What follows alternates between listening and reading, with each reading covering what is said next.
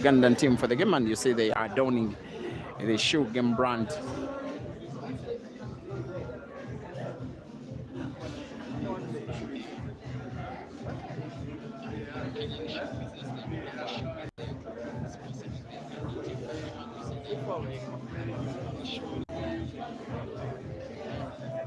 I think there must have been appeal by Jackson Kariuki, perhaps that as Sula was playing, he may have fouled. So to settle the dispute, the umpire is deciding to consult video technology, and the VAR check is done. The umpire rules that the shot that Sula played prior was legal and fine, and instructs Jackson Kariuki to sit down.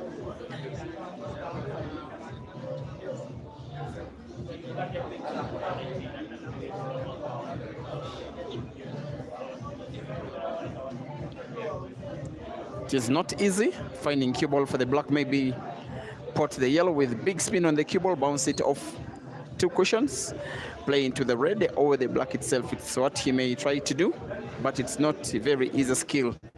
But he's a very experienced lad, this one. The cue ball should be played off two cushions into the black, maybe into the red, cross the black, off one cushion into the black. Very good shooting from Sula. Perhaps, without a shadow of a doubt, the best shot of the match. That is the experience of the Ugandan, who was national champion in 2016. Team Mchana 2 and the Uganda select team 1.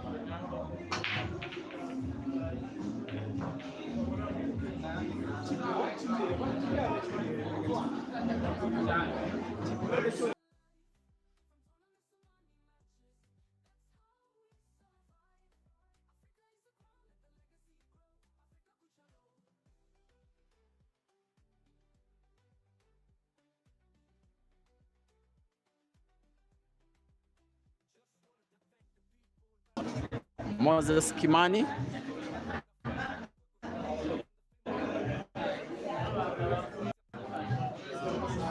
The Ugandans have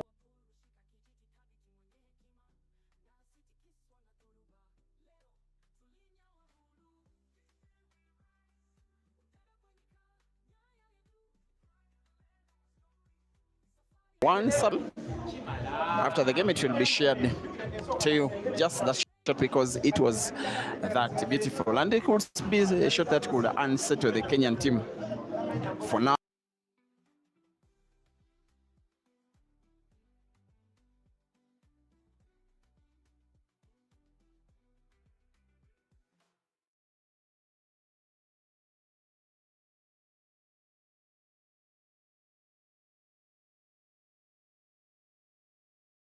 Big history against the Ugandans. The Mchana guy that is playing the yellows right now, he has traveled to Kampala in Uganda about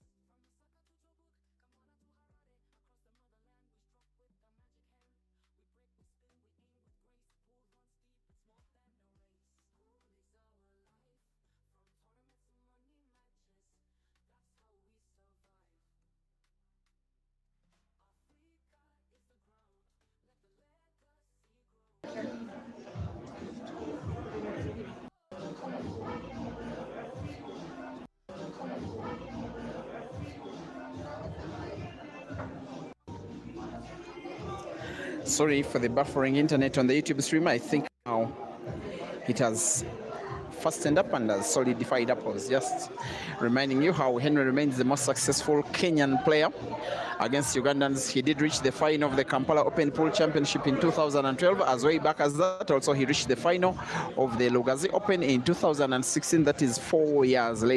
He was also part of the Kenyan team that traveled to Kampala in Uganda for the All Africa Pool Championships in 2016. He reached the round of last 8, the quarterfinals. In 2012, he was numbered. On those 2 occasions, he lost out to respective Ugandans, that is Sula Matovu in 2012 in the Kampala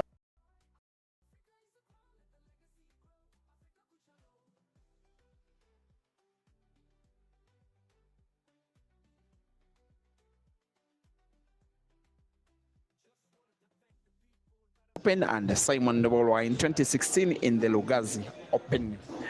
He's now taking on Ian just 6 days after he played a match against a Ugandan, that is Rashid Wagaba Dog City, with Henry becoming the first Kenyan to beat a top Ugandan in a long race with no head start.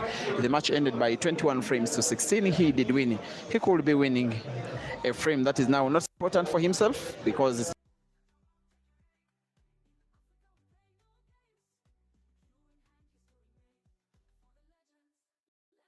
important for his team and with nationalistic interests at heart. He wants to play and draw the cue ball backwards, plays it into the black, moves the black close to the side pocket on the right. Of course, a statement of intent, that is he wants to go for the frame and go for it now. The yellow now close to the white will be played with connection to the corner pocket, the top left, which is top right if you're watching on Mchana Pool Club.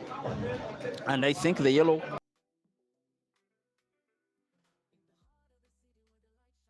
close to the red is the ball that he will now play last. Roll the cue ball into the yellow packed at the corner pocket, bounce it off the cushion, and then move it bottomwards, perhaps. There he comes. It looks okay.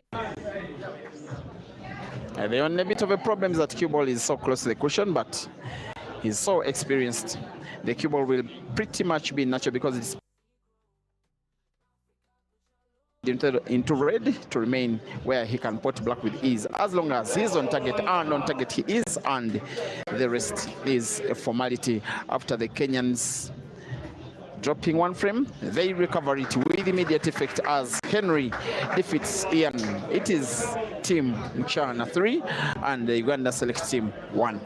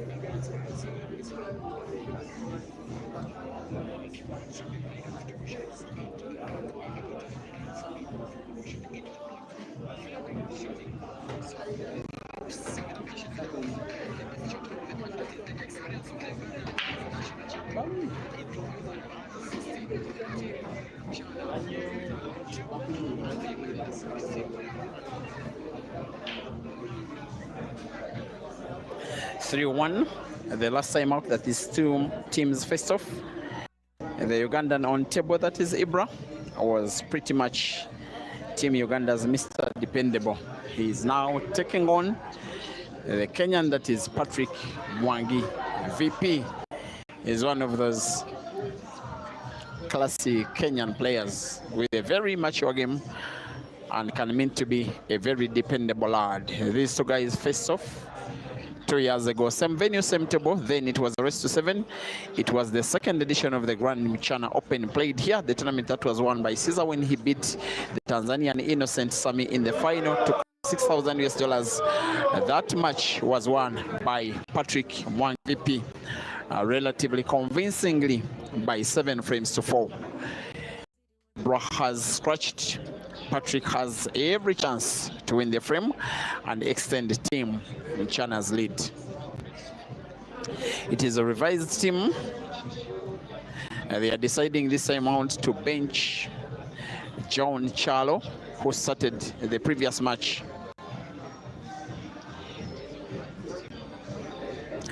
And replacing him with this guy, Patrick Mwangi, VP.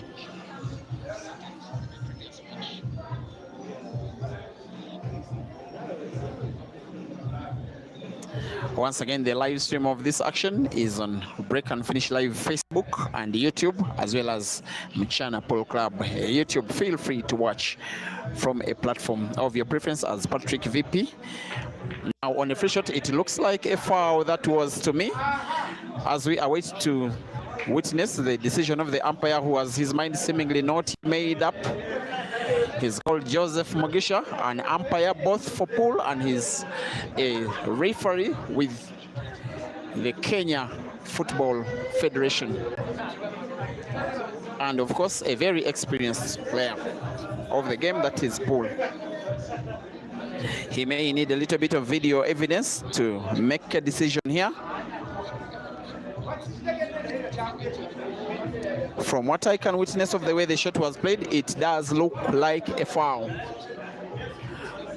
Normally when the cue ball follows the object ball played with pretty much the same speed, it is double stroking.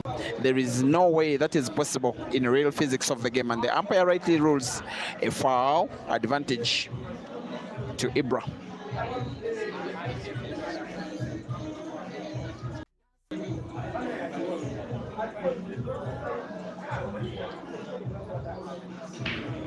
There is every chance that he's taking away the frame. He is a top singles player, but even a better doubles player, and has been one of the most, if not the most dependable player in the team category in the country of Uganda for the last 3, 4, 5 years. He's a good individual player, but for the team, he's even better. There are 5 reds on the table. Huge likelihood the Ugandans could be winning a second out of 5. Charity Andrew, thank you for watching. You get surprised when you see him in Kenya next week. Perhaps you are talking of Jerry or Ibrahim Kanja. I'm not so certain what you are explaining. Daniel Kugonza, thank you for watching as well on the YouTube stream, as is Rafael Mozenyi. Eminem Ishmael.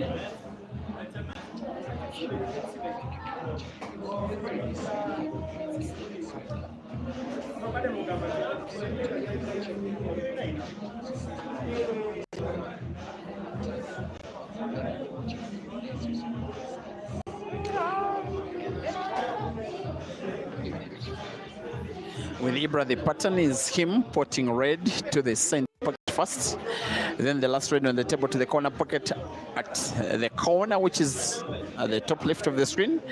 It is as well the top right if you're watching on Mchana Pool Club, for him to record what will be a first for himself, but most importantly, a second for his team out of 5.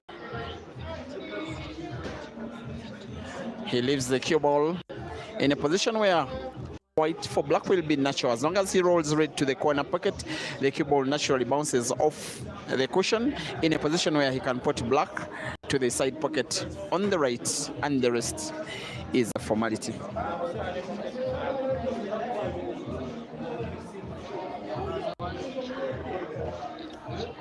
Team Mchana 3 and the Uganda select side 2.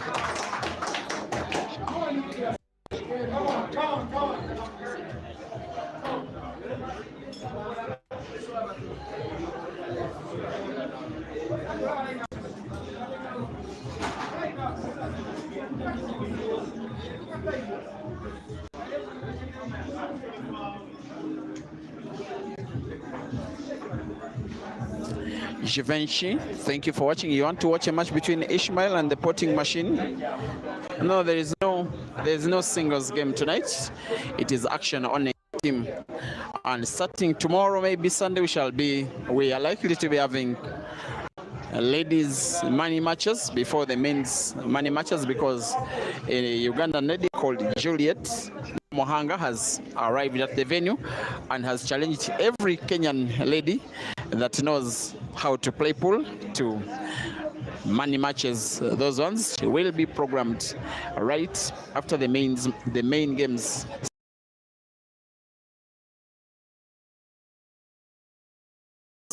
With Sola now closing the table, playing red, potting a red. Sola now closing the table, playing red, potting a red, playing a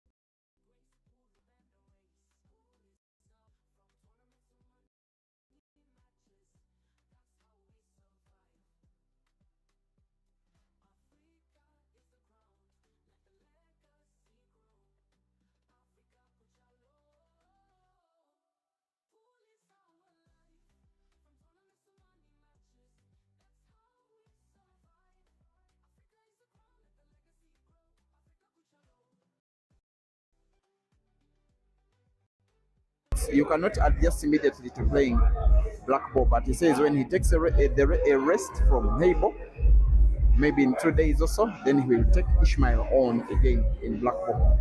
Those were his words.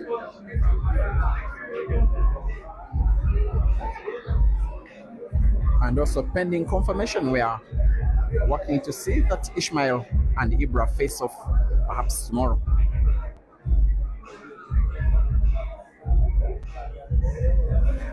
And Ian told me that he has had enough of Ishmael. He still wants action, but perhaps against any other player. So South Africa, you can send to Ishmael backup. Moses Sesanga, thank you for watching on the Facebook stream.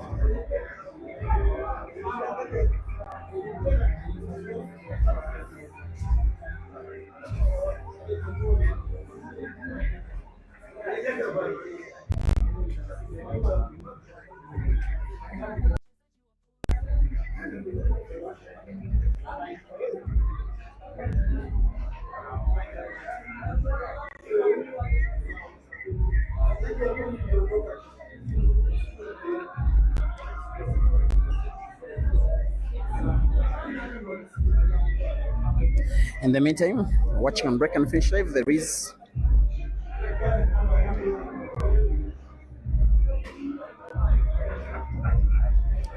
was an internet glitch which has now been fixed. Sorry for the disturbance. 3 frames to 2. Team Mchana leading against a select team from Uganda.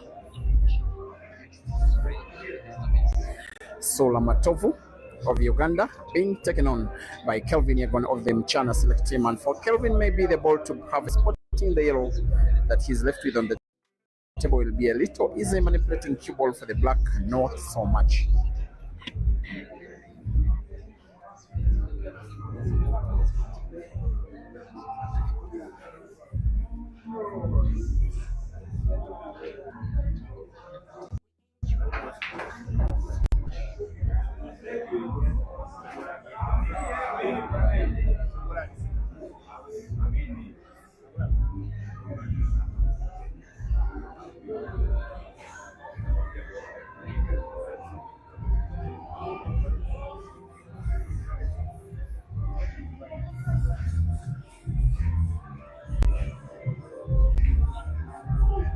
It was always so tight for him trying to put black. I just get a feeling that he lost his pattern with the kind of cue ball he granted to himself just before playing the penultimate yellow, given the position of the black. Now this is Sola having a fighting chance in the frame. His intention, Sola, was to play snooker, but he has not gotten to snooker KELVIN, at least in full. I'm not so certain that KELVIN will be trying to contemplate here. He was part of the first match. If I'm not mistaken, he played the first 3 frames, substituted off. Now wants to play black, perhaps spotted by the cushion on the right.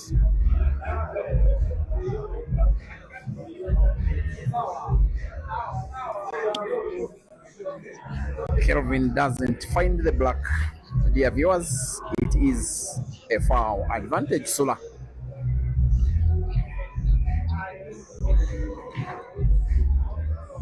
A very confident player would play the cue ball into the black plate open, but of course that will be very risky shooting. I am not so certain Sola will want to go for a clearance now. Maybe he may want to put as many balls as possible and then leave KELVIN to have one more shot on the table. The table remains open, and Sola, while he has not been very active of late, he has been a very quality player. Besides recent performances, he's twice been ranked #1 by the Polar Station of Uganda and has once been Uganda's national champion. As for KELVIN, of course, has good quality, has very good cueing skills, has perhaps very good cue ball manipulation skills. It's just that in terms of experience, they cannot even be mentioned, these 2 players, in the same sentence, with Sola doing the unthinkable, having the black played in some kind of space. That means he's having one idea in mind: go for the clearance and go for it now. He will be very wary a little maybe of the yellow, of the red that is rightwards of the 2. It is leftwards if you're watching on Mchana Pool Club, because it is close to the cushion, nonetheless portable.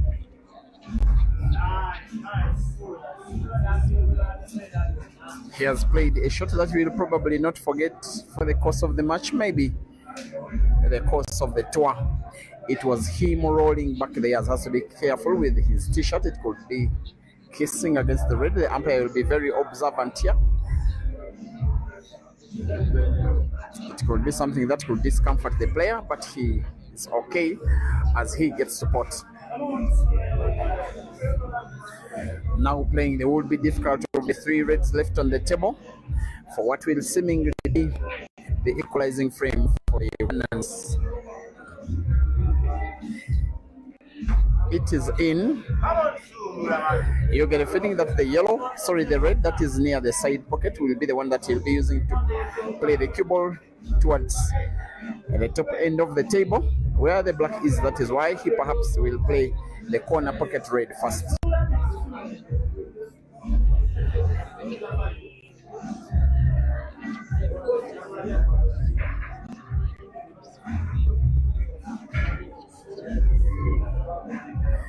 He chooses instead to play the red to the center pocket first. Now has the little role of moving the cue ball towards the top end of the table. In a direction it will be tricky. I get a feeling he may want to play it with the right spin off the cushion on the right and then move the cue ball leftwards to the top end of the table. That is after bouncing off 2 or 3 cushions. I think the shot he wants to play with the right spin. That's what he's aiming for. Right spin, 1, 2 cushions. Very good cueing from the most experienced player on the Ugandan team.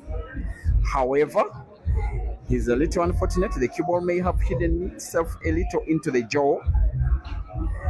Given his cueing position, I'm not so certain he has full sight of the black. If he doesn't have full sight of the black, perhaps he could count himself losing the frame. With his stroke, I think he's having full sight of the black. His aim is to take it to the corner pocket at the top right for what will be the Ugandan's equalizer. There comes Sula Matuvu, rolls back the years and wins a second frame out of 2. And after 6 frames, it is Team Mchana 1 and a select Uganda team. Sorry, Team Mchana 3 and the select Uganda team 3.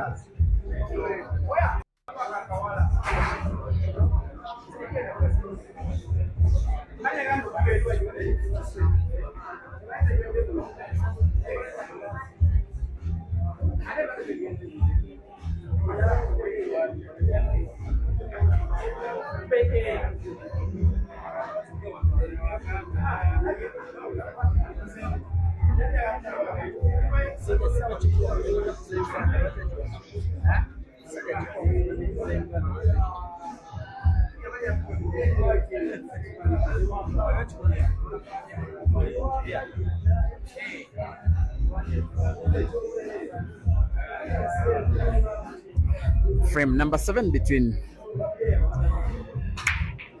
Kenya's Jackson Kariuki and Uganda's Ian KAZIBWE,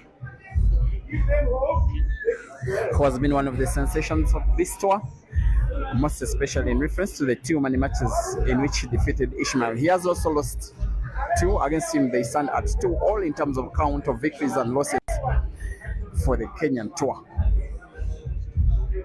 But Ian won 1 in Dar es Salaam, so in count of head-to-head performances against Ishmael, he's still slightly in the lead.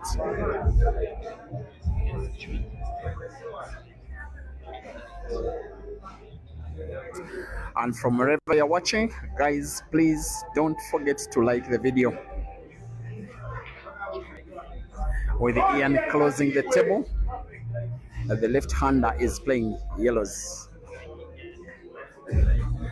At this point of the match yesterday, with 6 frames played, it were the Kenyans leading by 5 frames to 1. Today the match is starting a little more even than yesterday's, as Ian Potts plays the cue ball into a yellow that was pretty much so close to the cushion. Now moves it as close can be to the side pocket on the right.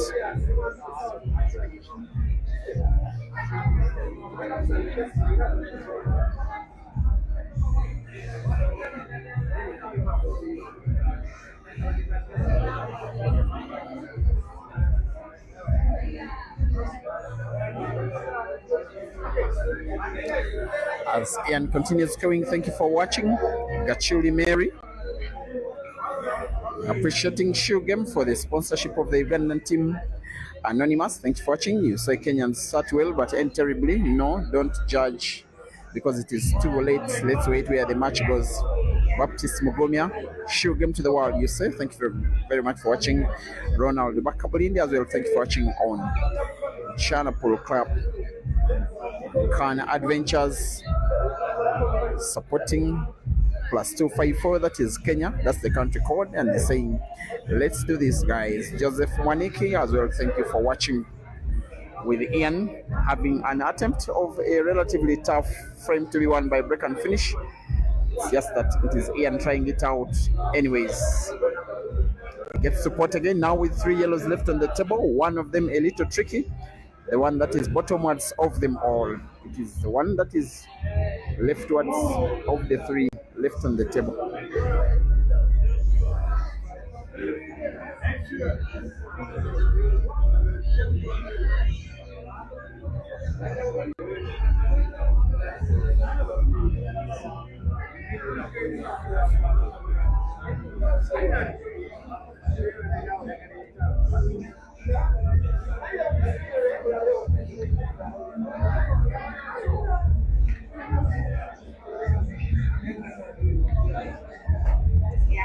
He has maintained the cue ball for the will be bad of the 2 yellows now.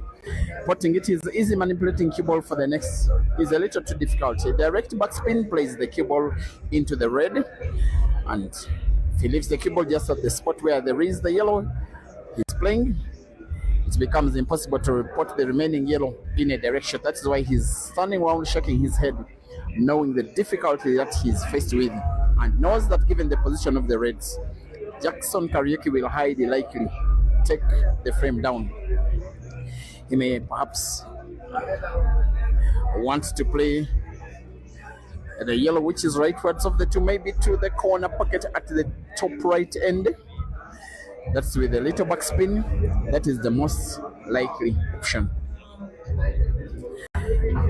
But he may seem to want something big, maybe play the cue ball, maybe off cushions around the yellow, maybe into the yellow itself. The second one, I am not so certain. Let's see what he's planning. This is very good manipulation of the cue ball. Even him being able, though the cue ball isn't that perfect, but where he's positioned it, it was so unlikely.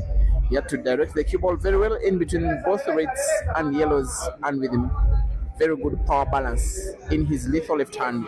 But that will count only if not only he puts the remaining yellow on the table, but also manipulates the cue ball well for the black to try and gain the lead for the Ugandans for the first time in the match. Yellow on target, not really. Mrefu as Jackson Kariuki almost jumped out of his chair, trying to utilize a chance that at one time he may never have seen coming.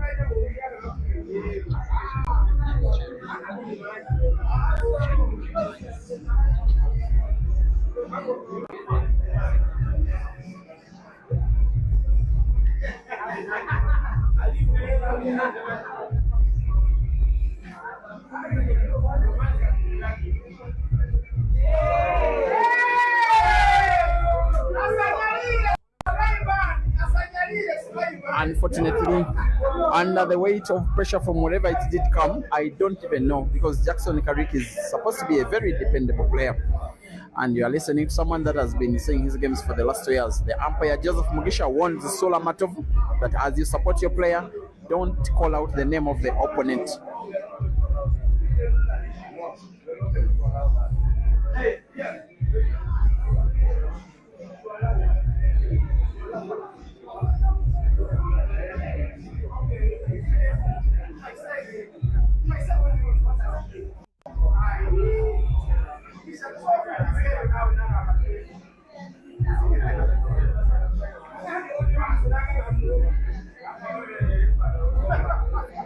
The discussion between umpire and Sola is done. Ian will be playing black in space for a free shot. That will do. Free shot played effectively for Jackson. It will be a very painful frame. It's not been representative of what we know that he always does. The frame is going to be won by the Ugandan. The left-hander, that is Ian, never lets go of these. That is what is about the game. Aims for the black to the corner pocket, bottom left, and yes, it is 4 for the Uganda select team and 3 for Team Mchana.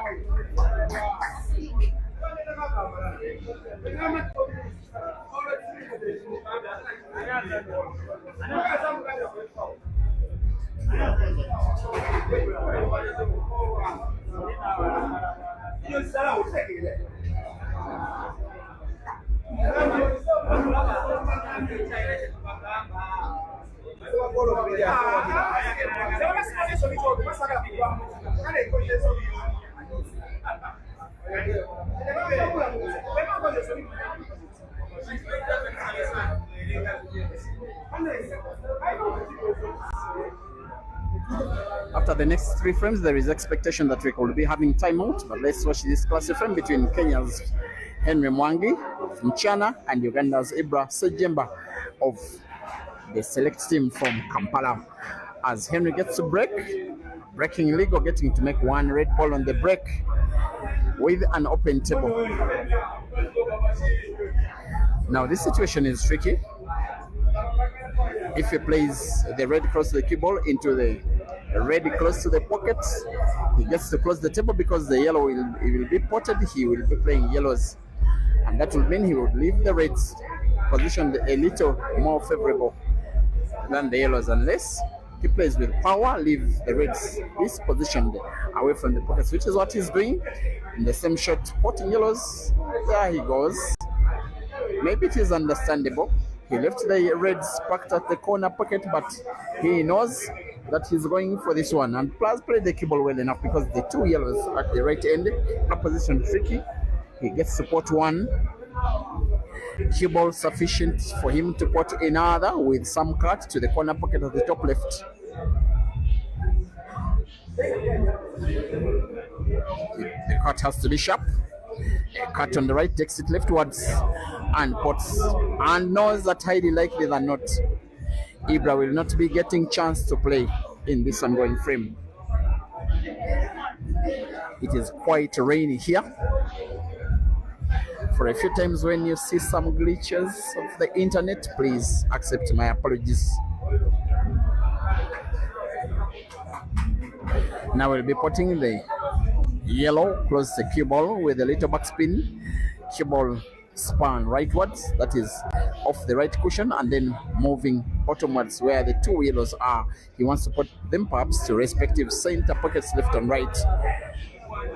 And I think the cue ball is okay because the yellow he's looking at, as he puts it to the center pocket, the cue ball is natural for the second yellow to the corresponding center pocket. He's Mr. Dependable always. He's a guy that has been ranked among the top 8 of the All Africa Pool Champions Associations before. And since 2014, he has been a top player up to present yet. And he's on the verge of winning the frame by break and finish. He will be putting yellow to the side pocket on the left, drawing the cue ball backwards for the cue ball to have ease for him to put black to the corner pocket, bottom left. Here comes Henry. He may play the cue ball instead of the top cushion.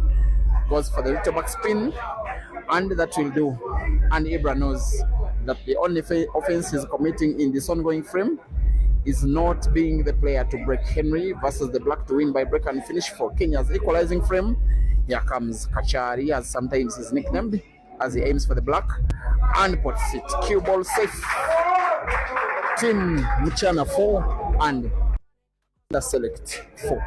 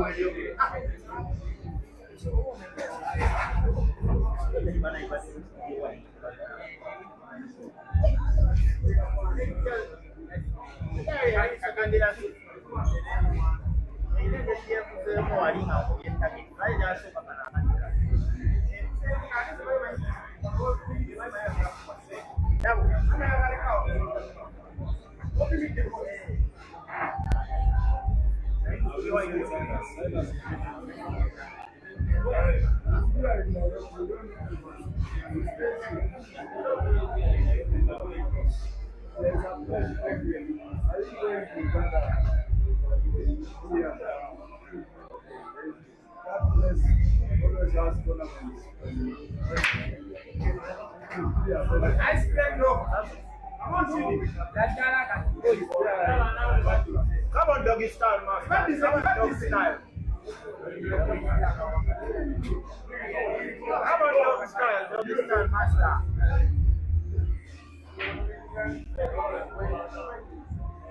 Wait, oh, you're way back. Oh, yeah.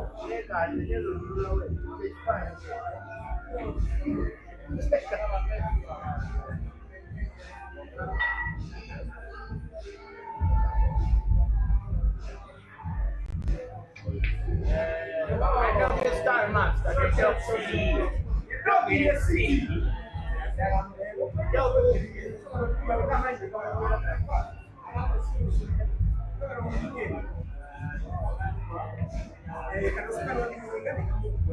Dog is style, dog master.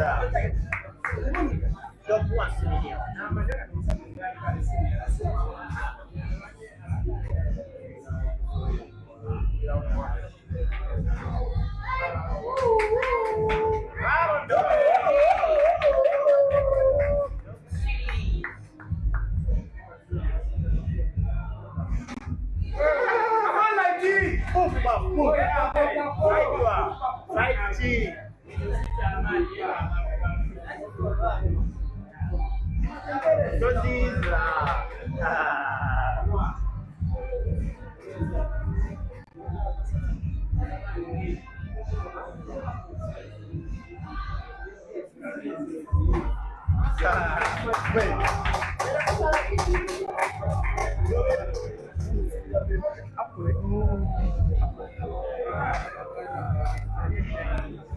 Dear viewers, there have been two consecutive apples. One by Henry Mwangi, Kenya, another by Rashid Wagaba, Uganda. It is Mchana 4 and Uganda Select 5. Coming up is going to be a frame between Evans Kiprotich of Mchana Select to take on Yahaya Mpindi of Uganda Select. A race to 13 for $1,500 US. As for the money, after the match, it will be shared between the players on both teams. You can do the math, they will know the winnings of the guys that shall be victorious on the day. The Ugandans are 6 on the team, the Kenyans are about 7. Turn for Evans to break. Will he continue the sequence of apples that we have seen twice in succession for the first time in the match?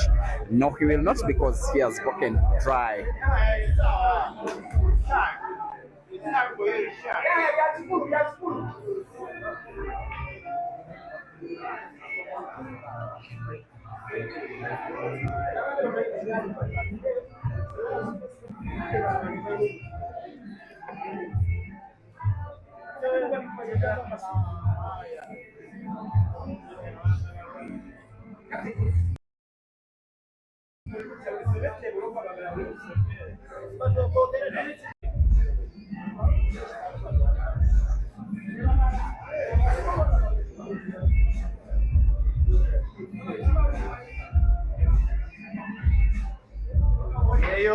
After failing to close the table, it does remain open. These two players, about 3 days ago, faced off in a money match. Same venue, same table, racing to 11 for 20,000 Kenya shillings. It's actually 30,000 Kenya shillings. The match was won by Evans.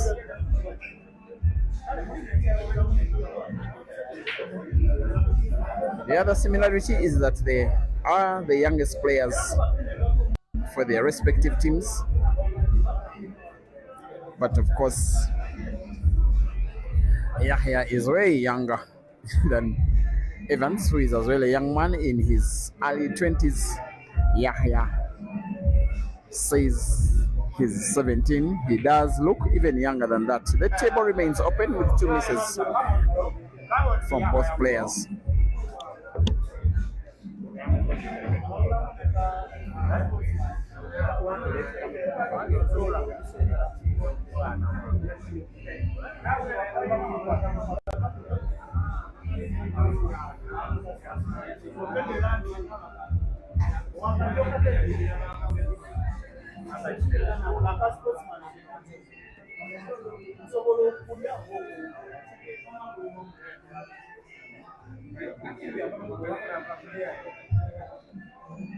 Hey,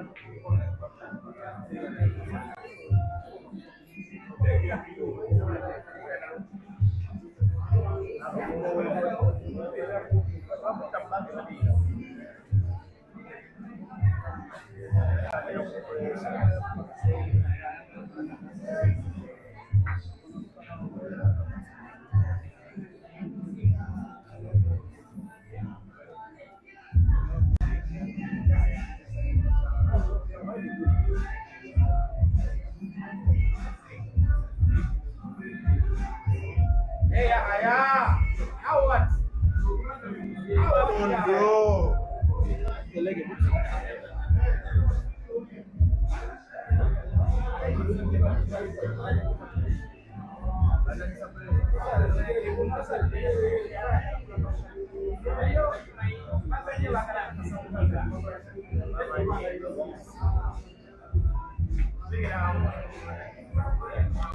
Come on, Yahaya. Come on, make sure. It's okay. Make sure, boy. You can see.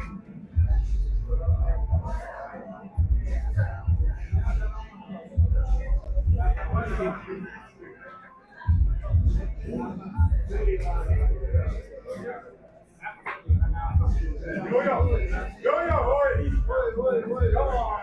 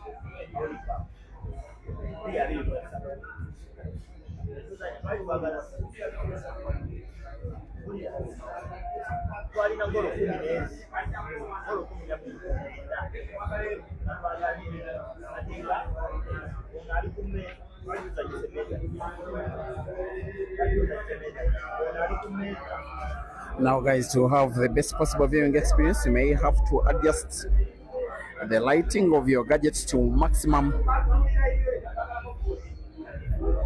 as we watch what looks like an equalizing frame for the Mchana team before heading into the halftime break, with Yahaya playing 3 misses in a row, with Evans responding by playing a frame splitting shot that rendered 5 yellows open and the black, and the frame is very easily finishable by one of the hottest talents on Kenyan soil in poll today. Evans is nicknamed just Vans as the short form of his name. Born in Kitale, Western Kenya, when he learned how to play the game about 5 years ago. For the last 4, he has been the best player from that region of Western Kenya, specifically in Kitale, alongside the other very fine player from Western Kenya, that is Brian Kiptalam. As for Evans, he decided to relocate from Kitale to Nairobi to further his playing career. Now signed up with Mchana. He said he's not leaving Nairobi because Nairobi is growing his game, and he's playing international pool, and his game is growing almost every time you see him from the previous. And will be potting black now to the corner pocket at the top right for what will be the equalizing frame for the Mchana team. With 10 frames played, ladies and gentlemen, it is now Team Mchana 5 and the Uganda Select Team 5 in a race to 13. We may have timeout, I'm not so certain. Umpire Joseph Mugisha seems to be racking frame number 11. Maybe the teams will tell him there is discussion with the Mchana captain, that is Joseph Mugisha, sorry, John Chalo. And rolling is 5 minutes timeout. In the meantime, ladies and gentlemen, half time, Team Mchana 5 and the Uganda Select Team 5.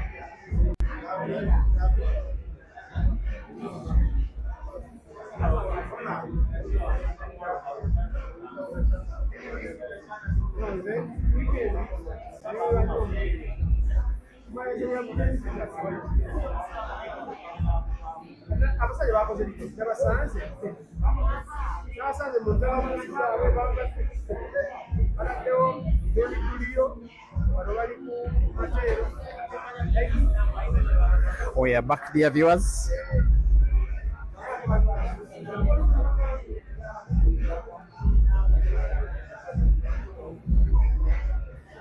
To watch, witness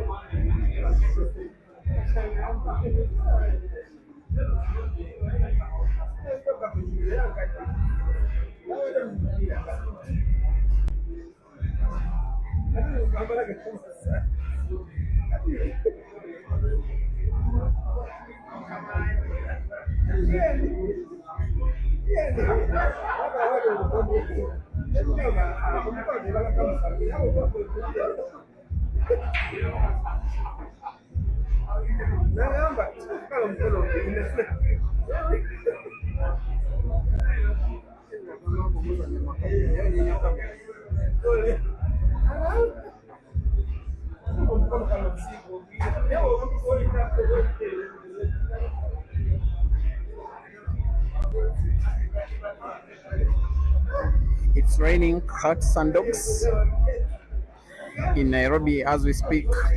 So if you see some glitches of the internet in the stream, kindly accept our apologies. But what I know is Ibrahim will not be asking for any apologies if he wins this frame by break and finish, because the last frame that he played against Henry Mwangi, which I think was frame number 8, he lost to Henry and lost to him by break and finish. However, he still has work to do, most especially given the position of the yellow that is close to the corner pocket, bottom right, which is as well bottom left, depending on the platform from which you're watching.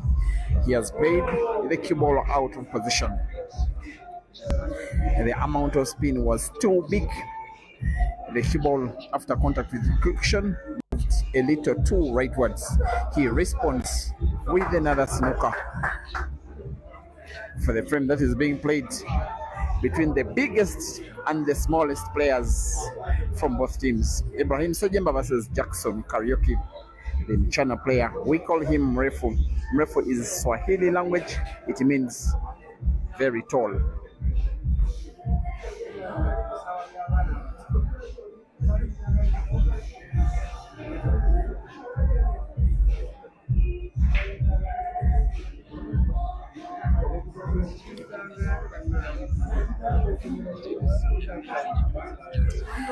Five. We are now racing to 8 to determine the winner of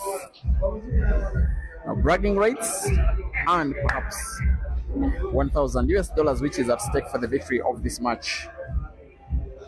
An action that is being watched at the venue by chairman. He loves pool a lot, but he's very keen on team pool. He's the brain behind the Mchana project, which is one of the biggest projects in pool in the entire African continent, with 3 teams at the venue.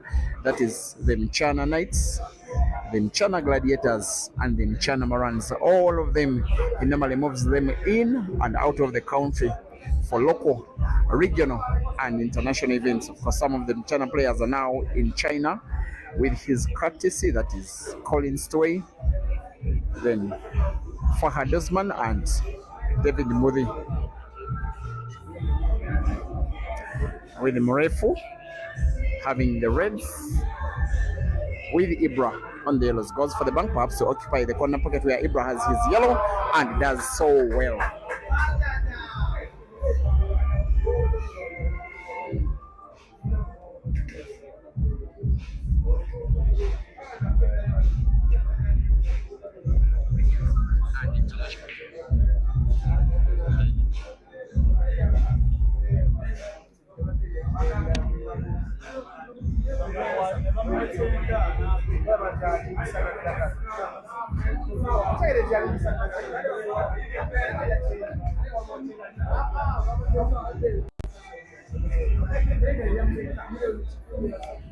Ibra finds himself spotting yellow off the cushion in the same shot, getting himself snookered. We'll want to find the yellow at the corner pocket top right of the left cushion, but has to be playing that yellow with right English, right spin, that after being played off the cushion, it rolls on its axis with the right movement that could get it to the corner pocket where there is the other yellow off the cushion. Foul.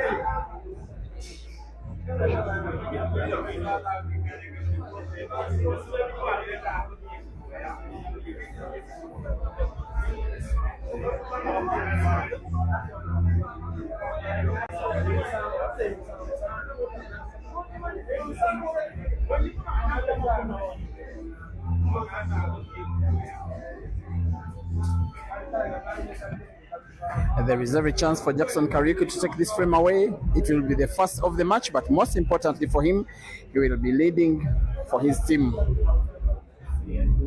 That has not been the case in the match for a long while. The last time that they were leading was when scores were at 3 frames to 2. Since then, they've been either trailing or drawing. But now, with Jackson being some kind of trusted shooter that is relatively very new on the competitive scene, but he's very experienced as a player. He's been one of those guys that were known hustlers around Nairobi, discovered by Mchana, recruited into the group, and now a top competitive player.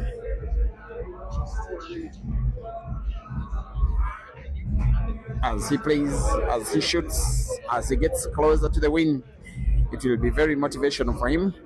Most importantly, very motivational for the entire team. Needing now to put 3 reds and then the black, highly likely he will. And perhaps the two reds remaining on the table, he will want to play and put them to the corner pocket bottom right. And the black is there for the taking.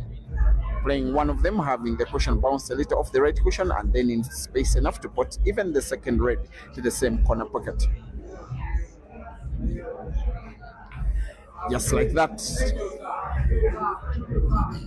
You get the feeling he may put red, of course he will. Maybe guide the cue ball to put red and black to the same corner pocket, maybe play with very little power, then put black to the corresponding corner pocket. That is bottom left. However, very tempting for him to try and put both to the same corner pocket. In my opinion, it is the safer option because cue ball is a little more natural. He does the other and does even better. Jackson Karaoke, Mr. Mrefu, is winning his first frame of the match, but significantly the 6th for team Mchana.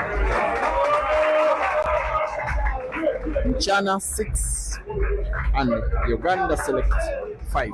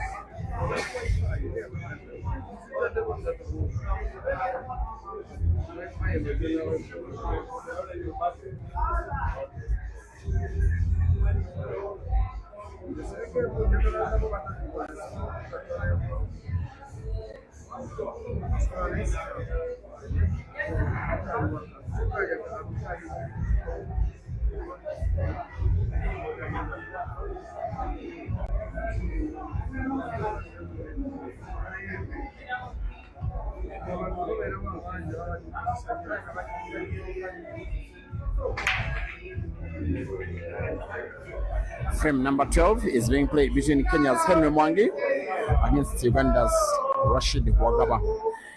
The breaks, like I told you before, will be alternated until the end of the match, with one team breaking this frame, then the next team breaking the very next. The table is open. You get a feeling the Ugandan Dog City will want to play the yellows, because besides the two that have two reds right behind them at the corner pocket top left, the rest of the yellows are good for the taking and with a lot of ease. To close the table, Dog City puts yellow to the side pocket on the right. In a match where in some kind of way he may have underperformed, especially considering the first and second, but he has won one frame so far, which was won by break and finish, and the other will follow in pretty much the same way, most especially if he can get to make a ball now. Maybe he's asking umpire Joseph Mugisha to communicate to the Kenyan players to maintain silence as he plays, and the umpire does exactly so. With Dog City now potting two yellows in combination way, moves the cue ball to the top end of the table.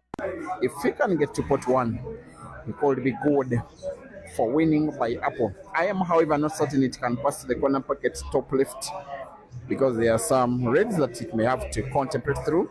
Maybe play it off another. That's the sharpest cut you'll ever see, and it's played quite right. Just that one of Rashid's yellows has been played close to the cushion on the left.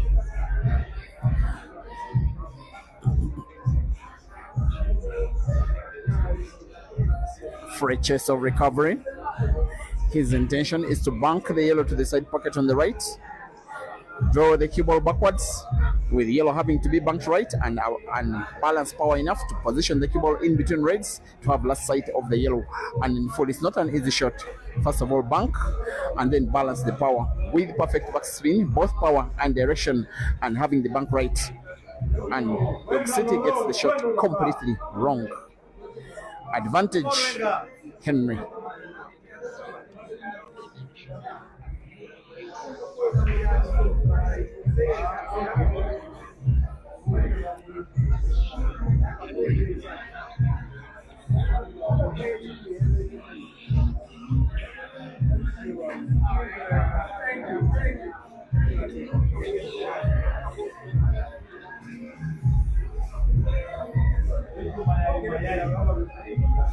He has every chance, Henry. He's a very, very, very experienced customer.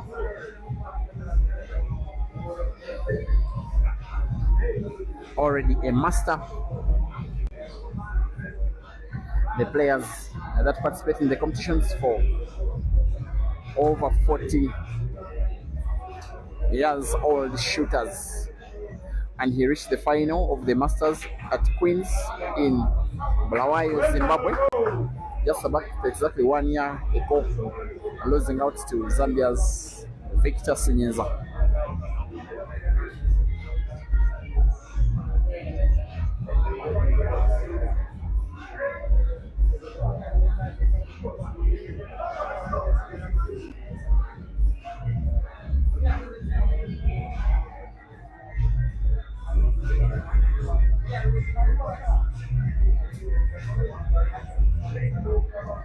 Here he comes. They want to use the space between yellow and Joe to occupy the pocket with his red. He pots. I'm not so certain he was intending to pot, but of course there is nothing wrong with potting. It will be very tricky for Dog City had Henry packed that yellow ball quite perfectly. Perhaps it was a red.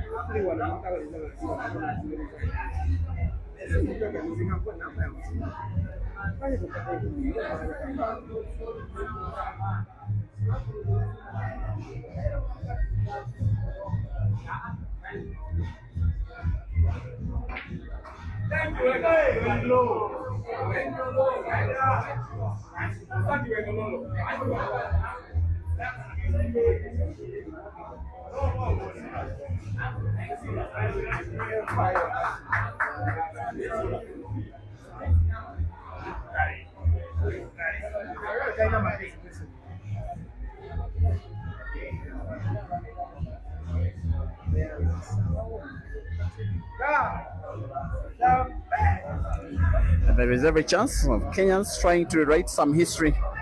It has been so many years of Kenyan teams not getting the better of Ugandan teams in any competition, be it men or women. Henry almost got it completely wrong. Of course, his intention was to play with top spin with right motion on the cue ball, play it off two cushions to put red to the side pocket on the left. Almost scratched. Now the red is portable, manipulation of the cue ball, not so much, he simply has to pot and then not get himself snookered. He misses and misses bigly.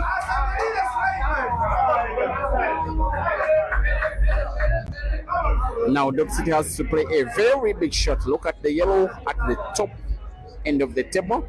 He will want to draw the cue ball backwards the whole distance of the table. The realistic chance for him to put the second yellow close to black is to the side pocket on the left. That's why the cue ball has to. Perhaps he was even faster than myself. That yellow close to black is passable to the corner pocket bottom right and has played the cue ball to pinpoint accuracy. Even though he may have wanted to place the cue ball by playing hand, he would perhaps have placed it at the same exact spot. Cue ball with backspin off the left cushion, as long as he's on target will be okay. Off cushion, backspin. It may have lacked a little bit of power because it has a sharp cut. If he's to play it, to put it to the corner pocket bottom left. The other options are perhaps a bank off the cushion on the left into the side pocket on the right. Nonetheless, the frame is now a little tricky. Another player may choose to play snooker. Dog City is not another player. He simply wants to play to put a sharp cut on the black on the right, to put it to the side pocket on the left. The ball is safe with the sharpest cut of the ball in the match so far. The dog in the city equalizes for his team. It is Mchana 6 and the Uganda Select team 6.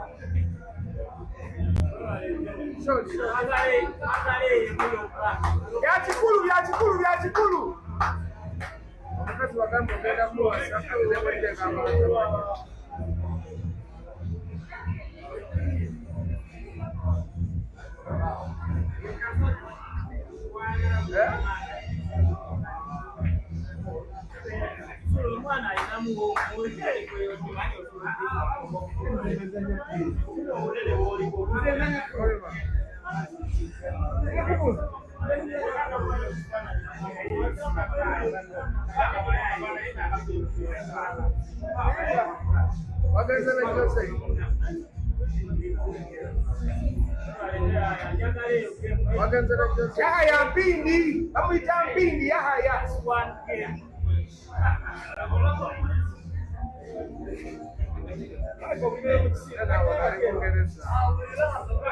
What's that up there? What that up there?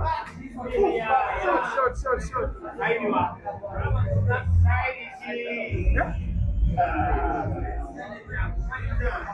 What much you now?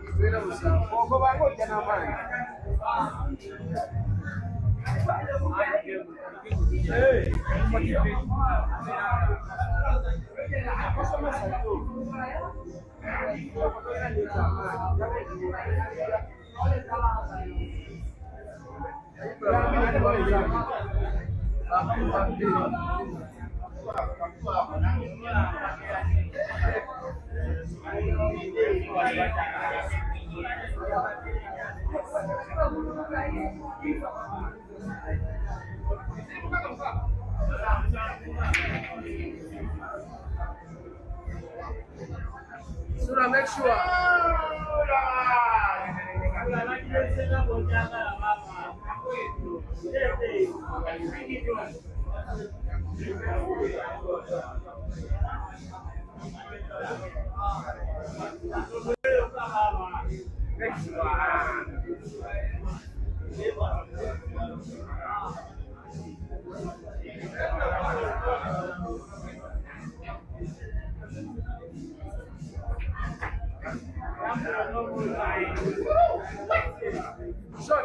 Short Sula.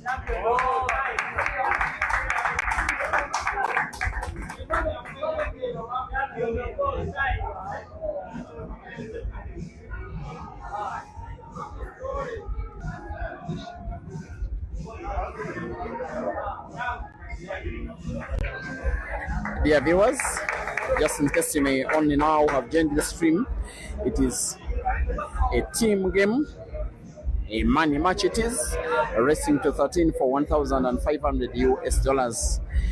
Team that are called Team Mchana, the local team, because we are playing at Mchana Pub and Grill, one of the fondest pool venues on the entire African continent, and we are seeing a match being played on the table that is being placed, said to be the very best pool table on the African continent.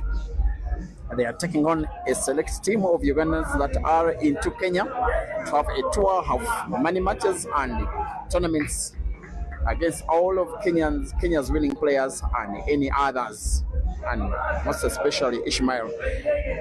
Current score is 7 frames to 6, once again with the Ugandans leading against the Kenyans, with frame number 14 happening between Uganda's experienced veteran player Sula Matovu taking on Kenya's Evans Kiprotich. As for the Mchana team, this will be an attempt for them to equalize. For the Ugandans, it will be an attempt for them to take a 2-frame lead for the very first time in the match. The most experienced of them all, Ugandan, but resident, living and working in Nairobi. And he plays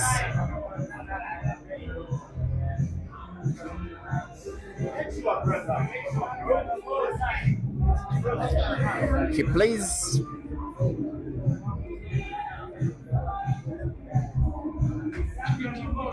as many frames here at Mchana maybe as the Kenyan players themselves.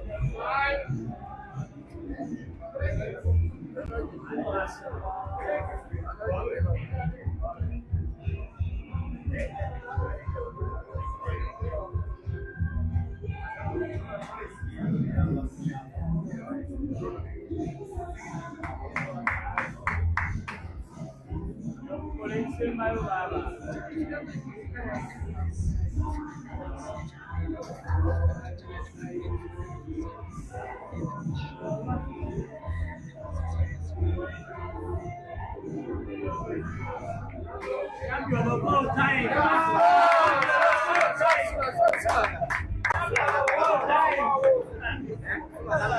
Champion of all time.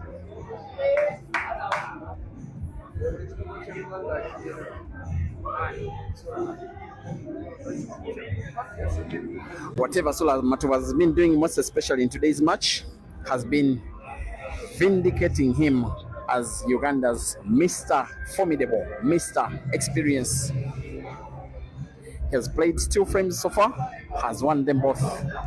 If he wins this ongoing, if he puts black, he will be taking a 2-frame lead for his team for the very first time. Black, as Sola's intention will be potted perhaps to the corner pocket bottom left. It is possible in between a few of Evans' key protected reds for Sola to win this time round. By break and finish, it is a miss, a very big miss, a very big chance for Evans, and it could be the turning point of this match.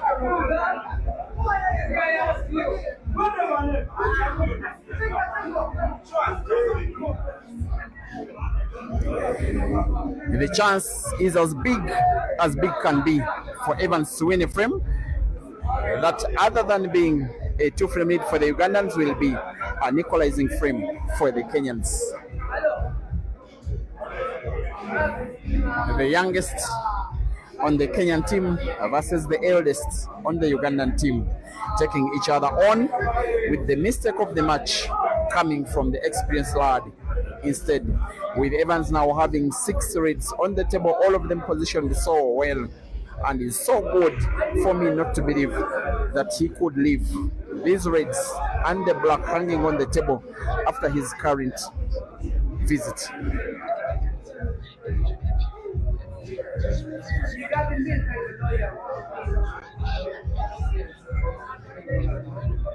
Our live stream is on Break and Finish Live and Mchana Pool Club.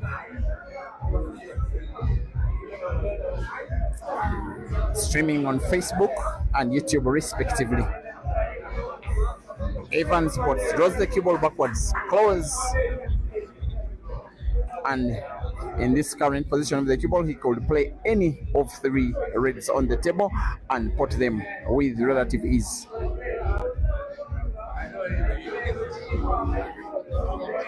As Sola waits and hopes that Evans' attempted clearance will get something wrong, he will be knowing that the miss of the black, as for Sola, is more than worth being punished, and pretty sure Evans will.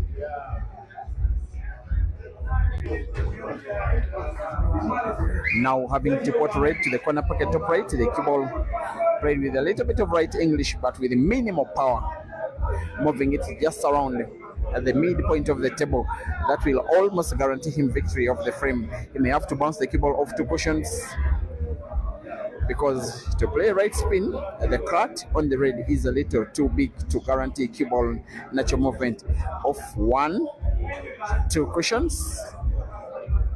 Perhaps it's okay. It may have lacked a little bit of power. Could play the bottom red first. In my opinion, it's a safer shot. If he plays the red close to the cue ball, it may hamper the movement of white. The one at the bottom end of the table, despite being distant from the cue ball, is the safer shot. That is the commentator's opinion. And Evans seems to aim and seems to stroke like he's listening to the commentator. Now, if the pot skipper bounces off the bottom and right cushion, as long as he maintains power, balance of the hand, he will be okay. Off 1, 2 cushions, perfect. The rest is a formality.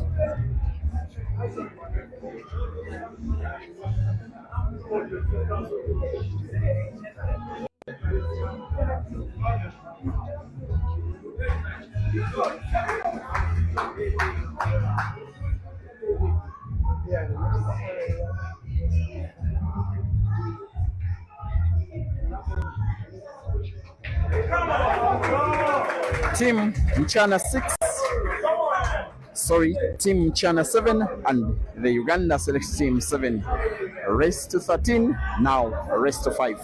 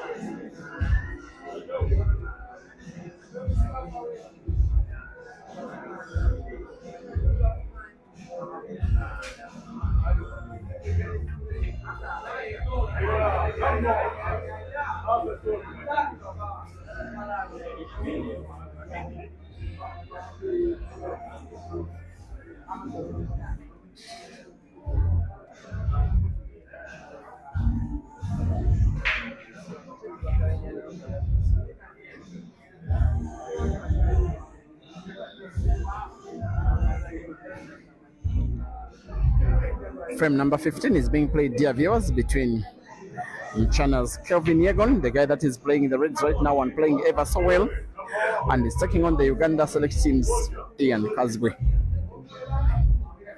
KELVIN, one of the new sensations of Kenyan pool.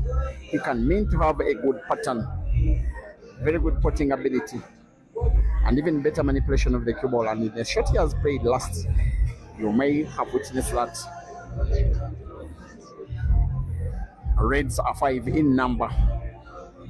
All of them now in space. Black close to the yellow, nonetheless portable to the side pocket left.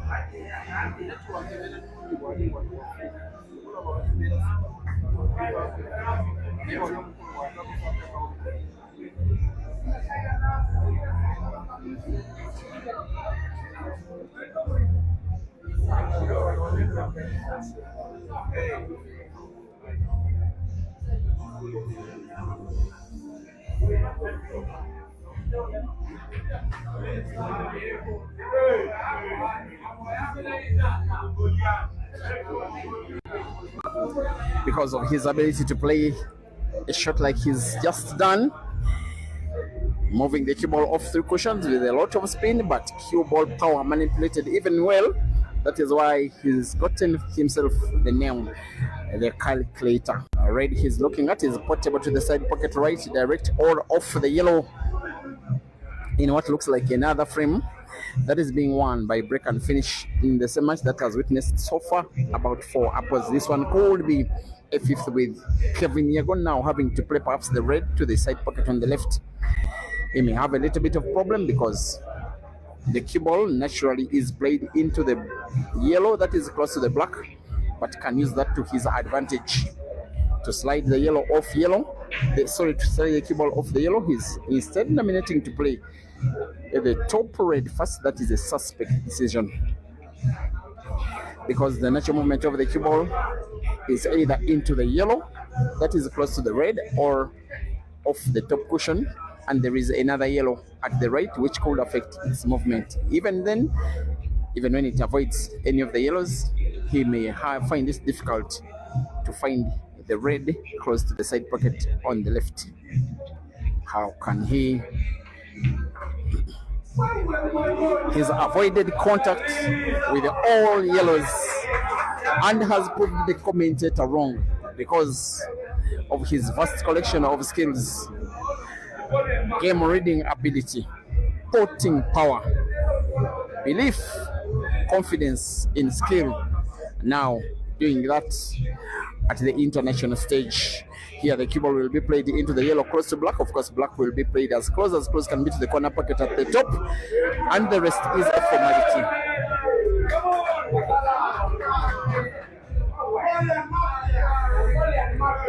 Team Mchana lead by 8 frames to 7. Ian congratulates KELVIN in one of the best finished frames of the match. Once again, Mchana 8 and Uganda select 7, rest of 13. How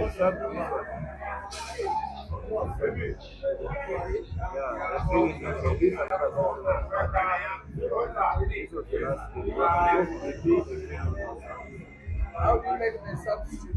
Yes? How do you make the substitute? No, we just note. It is no longer there. It's just 2 sessions.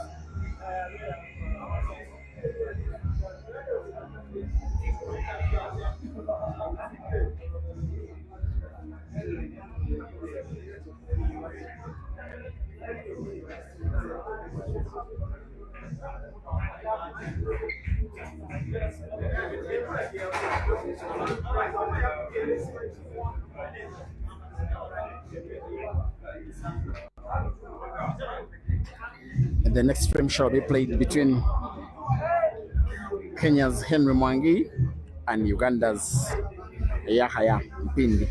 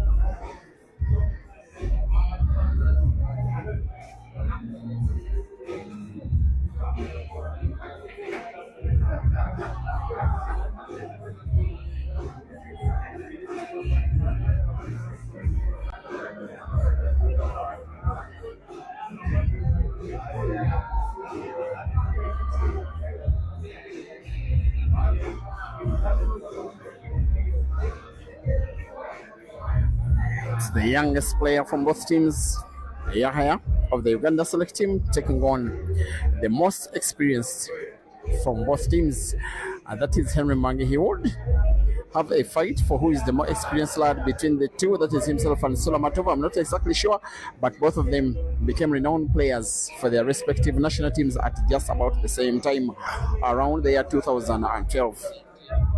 It is the last time that the Kenya national team last beat the Uganda national team. That was in Kampala in an organized money match between the Kenya Polo Association and the Polo Association of Uganda. They were racing to 25%, racing to 13%, and they were playing best of 3 sets. So they played pool from about 6 p.m. up to about 2 a.m. in the night. The Kenyans winning set 1, the Ugandans winning set 2, the Kenyans winning set 3. And I remember the lineup of the Kenyans having John Chalo, Henry Mwangi himself. I remember Colin Sway. I remember Fred Karanja. And the Ugandans having Sula Matovo, Alfred Gumikiza, Jonah Turije, Waswa Kaiya, and Fahad Sawankambo. That's the last time Kenya last beat Uganda. While this match is not exactly an international match, not respective national teams, but the fact that the majority of the players on both teams are members of their respective national teams, this one will feel like Kenya beating Uganda 14 years later, with the assumption that they could win. The Kenyans, here comes Mr. Inspiration for the Kenyan team, with a vast wealth of experience that he's now transmitting into his teammates. And while some of them normally outplay him in some of the small events that happen, when the big pressure games come, Henry normally shows to his teammates who is king. He'll be having a tricky situation if he's to go for the frame with his current piece of the table because of the red that is touching both yellow and black, which is pretty much a dead ball. Please, he could put the cue ball here. He will be lucky by not putting the cue ball, but not lucky about how likely it is that he will be finishing the frame with his current piece of the table. His opponent, Yahaya, is way younger. In fact, in terms of age, Henry is Yahaya's dad. Now, this one looks better, perhaps much better. Very effective. If Henry can roll the remaining red, perhaps the one close to the keyboard to the same corner pocket he has spotted the previous, he can have every chance of winning the frame and winning it now. Because with a little top spin, the keyboard follows the red. He could put the last red on the table close to yellow and black to the center pocket on the left. This one looks in. Yes, it is in. That is knowledge, not just of pool, but knowledge of the table as well. He will want to roll the remaining red on the table into the side pocket. With top spin, the keyboard is naturally played into the black. Have both black and white in space. Hope that he finishes the frame and finishes it now. Top spin, cue ball into the black, perfect. From this range, Henry will never ever miss, most especially given the implication of the win. It is a 2-frame lead for the Kenyans. It is now Mchana 9 and the Uganda select team 7.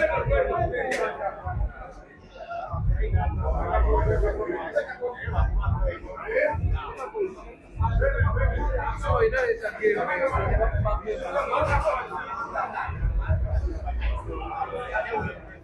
And I said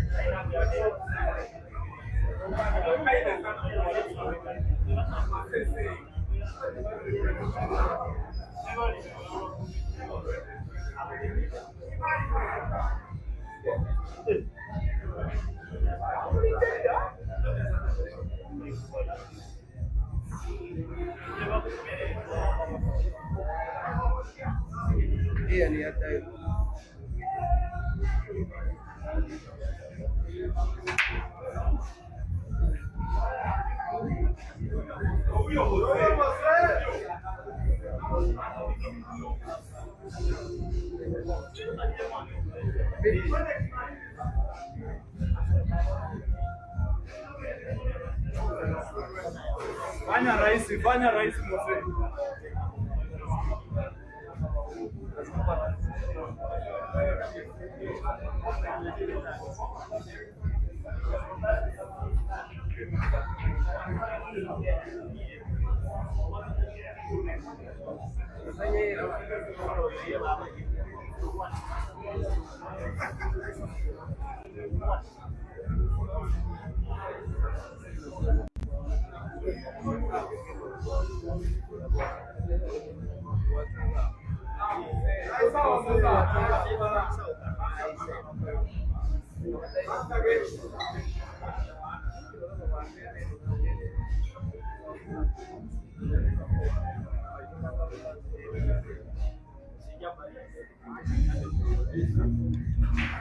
Now the ongoing frame, which is the 17th, is being played between Uganda's Sula Matovo and Mchana's Moses Kimani, who is coming in as a substitute.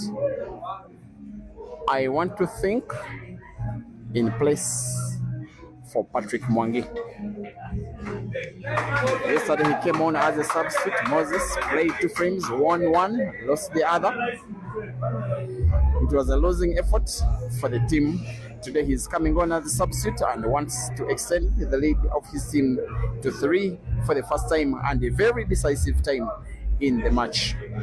Surely now the Kenyans are turning themselves into the favorites for the victory, which will be a moment of pride to be Kenyan, most especially a fan of Paul.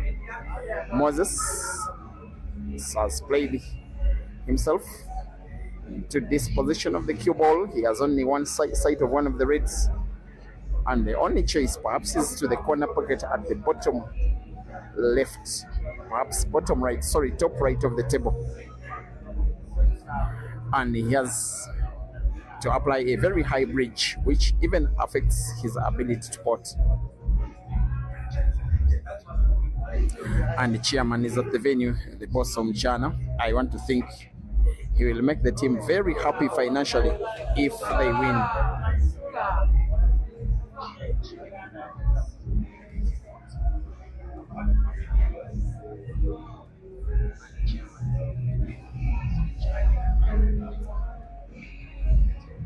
Solar reacts by potting. Given the white he's having in relation to the yellow he's playing, he may play the cue ball into the yellow close to the cushion near the center pocket on the right, to have the yellows open to make it likely that he could win a third frame for himself, most importantly, an eighth for his team. The Ugandan team, sponsored by Shoe Game, one of the most renowned shoe dealing brands in Nairobi. The Kenyans, of course, Team Mchana, powered by Mchana.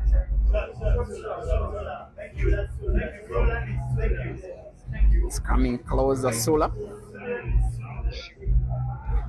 He's wearing a much more serious face than he did yesterday. He wants to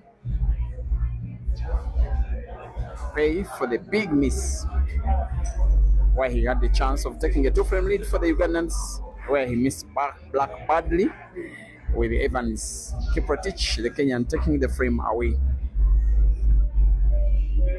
Sola now returns to the table, the most experienced of them Ugandans, with his team trailing with a difference of 2, and a very deserved win for the Kenyans. As a miss it is by Sola, a chance it is for Kimani. Call it a chance, call it half a chance. The frame in some kind of way is winnable. He needs to pot to the corner pocket at the top left, bounce the cue ball off the cushion, maybe play the cue ball into the yellow as he pots the red, combine cue ball into the yellow and pot the yellow. As long as he will pot, the shot will be legal. He pots, as said the commentator, in perfect combination shooting, and it could be very effective shooting from Kimani. He is a member of the Kenyan Gladiators team, which is like the B team, with the Knights being the A team and the Morans being the C team. And those teams have now been amalgamated into one. Of course, missing 3 players from the Knights team, that is Fahad Osman, Collins Tway, and David Njani, who are representing Kenya and Mchana at the World Heibo Championships happening in China now.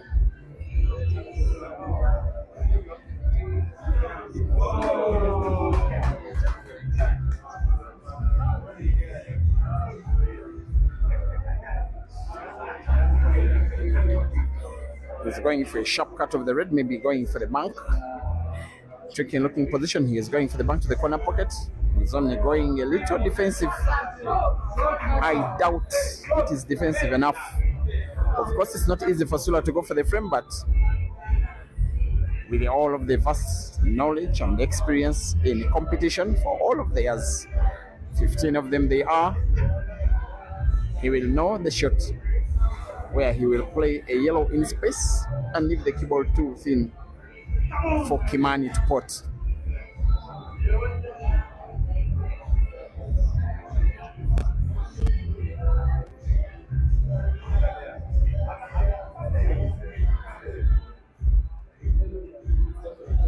Of course, the yellow he has sight of is the one that is close to the cue ball. By simply tapping onto it, maybe playing that yellow in space, he will limit Kimani to sight of only one red, which sight will not make it easy for him to pot. He does exactly so. What can Moses Kimani do? Look at the yellow, that is bottom right of the table. He could play the cue ball off cushion and off yellow. It does go into the corner pocket bottom right, or leave it back at the same corner pocket. Hopefully he reads the game enough to observe that shot.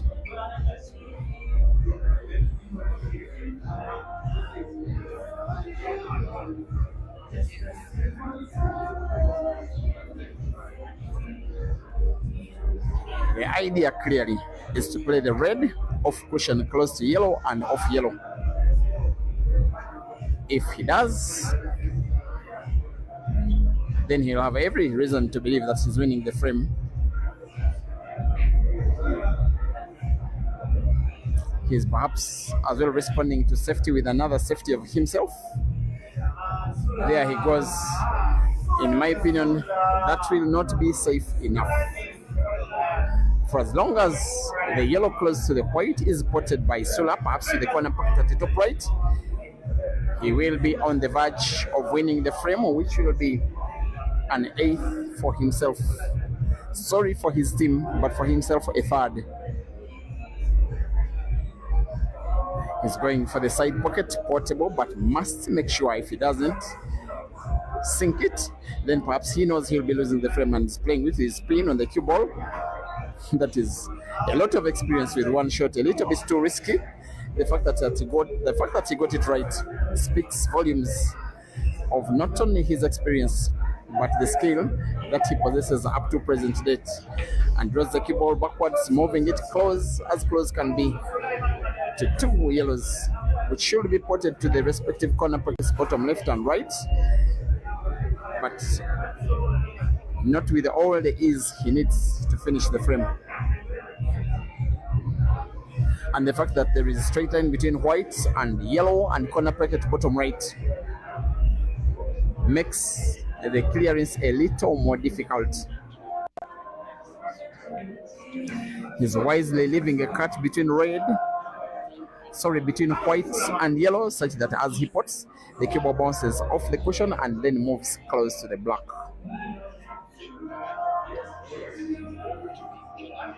He has to be on target, has to use minimal power, has to leave the cue ball as close can be to the black.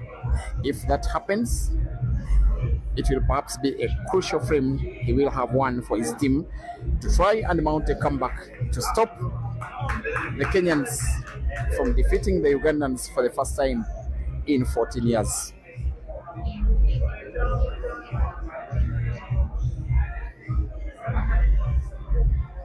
Here he comes.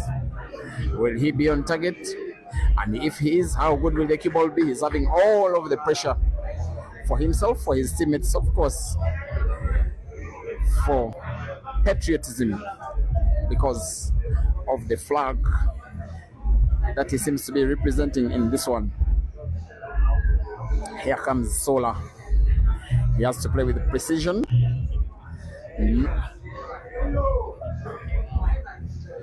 He gets support, but I doubt it will be precise enough. Potting black is a little too difficult. Realistically, the available option is a very sharp cut of the black on the left to try and put it to the corner pocket bottom right. And leaving it not potted creates bigger chance for Moses Kimani to take the frame away. There is an option of trying to manipulate the black in between the reds to the corner pocket bottom left. I'm not certain it can pass. Even with pocket cheated a little, I doubt. Off the red, I doubt. A very sharp cut to the corner pocket bottom right, very possible, but very difficult. And yet it is the shot he's trying to play. Sharp cut of the black to the corner pocket bottom right for Sola to win an 8th for his team. How good will it be? It's off. Cue ball almost in. Black is set. There we go. Moses has every chance of winning the frame as long as he rolls the red close to white, right against the rail to the corner pocket bottom right. Cue ball will be natural for the second red to be potted to the corner pocket, which is the same, and the black is there for the taking. He seems on target. On target he always was. And the rest is a formality. Team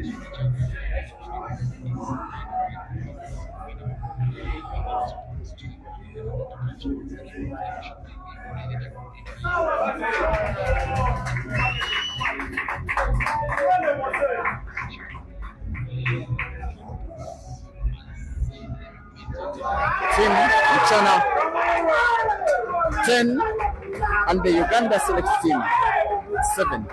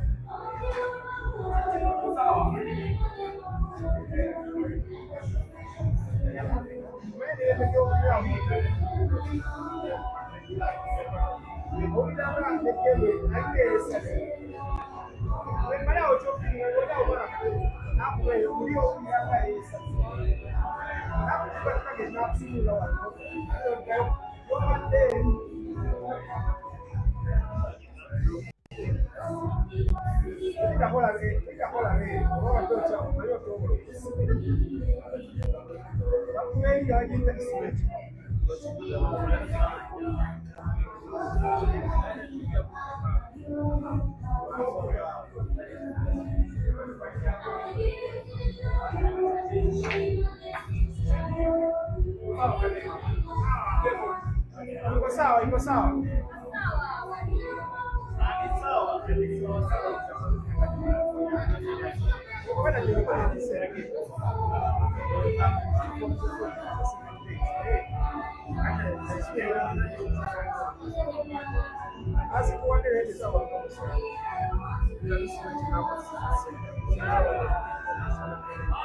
Iko sawa, yani siki.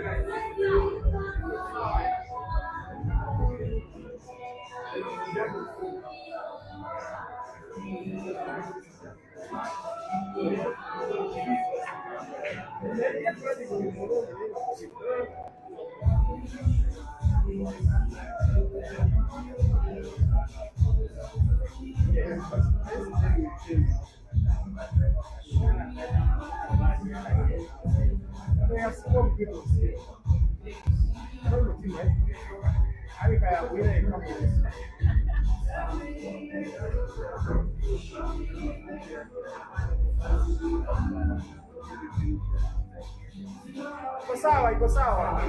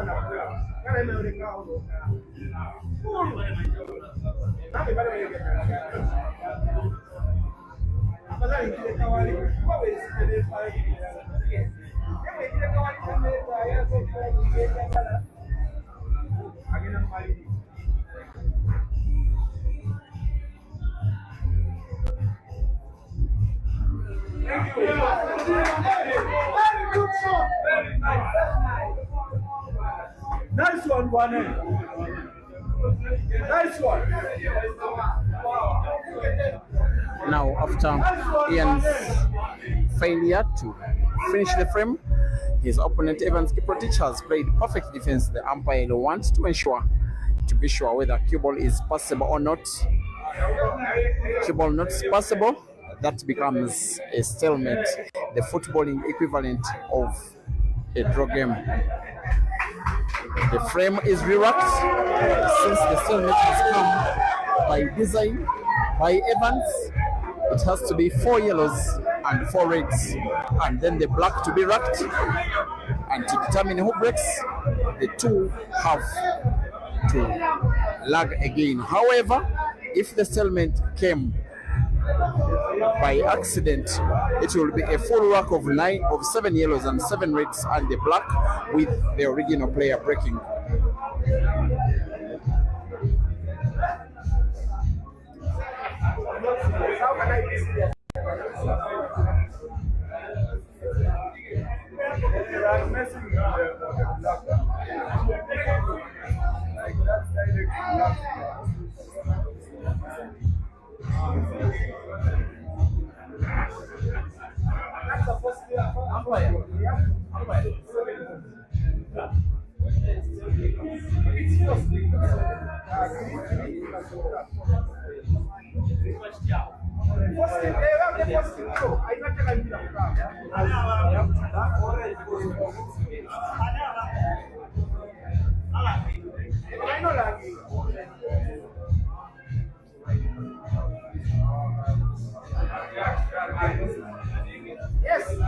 Yes, give me.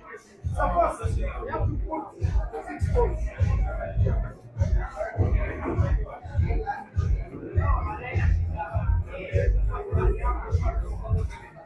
So it has to be 4 reds and 4 yellows, but the players have to retoss to determine who breaks the stalemated frame.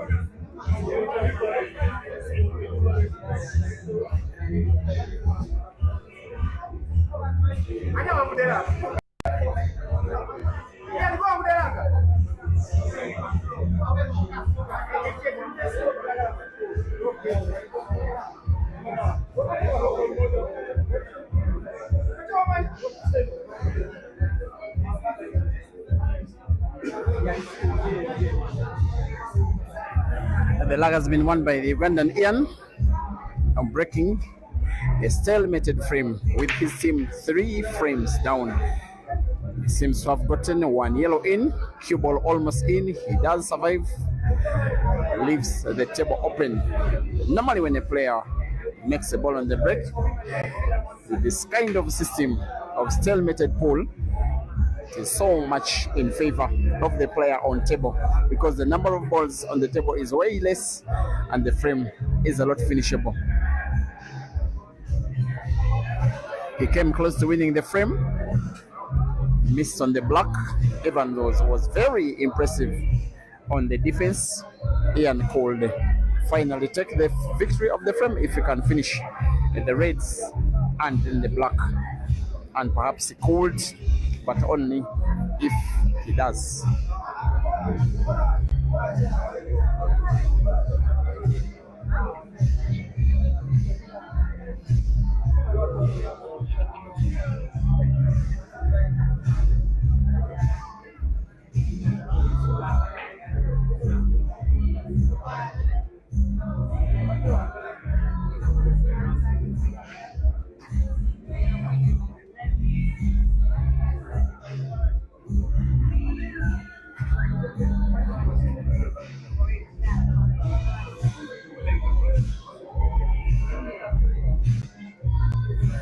Now it is tricky here given the position between white and red. He needs the cue ball after potting to the top left end of the table for him to pot the last red with comfort. That is, if he puts the red he's looking at. And also guide this position not to have a very sharp cut of the last red. Here he comes. He has to be big backspin. He of course has the skill. I think that will be okay.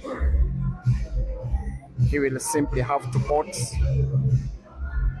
Maybe play the cue ball a little into the black. Maybe have the cue ball bounce off the cushions to go around the black. Try and pot black to the same corner pockets the skills he's trying to play. The cue ball to bounce off the cushion around the black. As long as he pots, he could be potting black and red to the same corner pocket.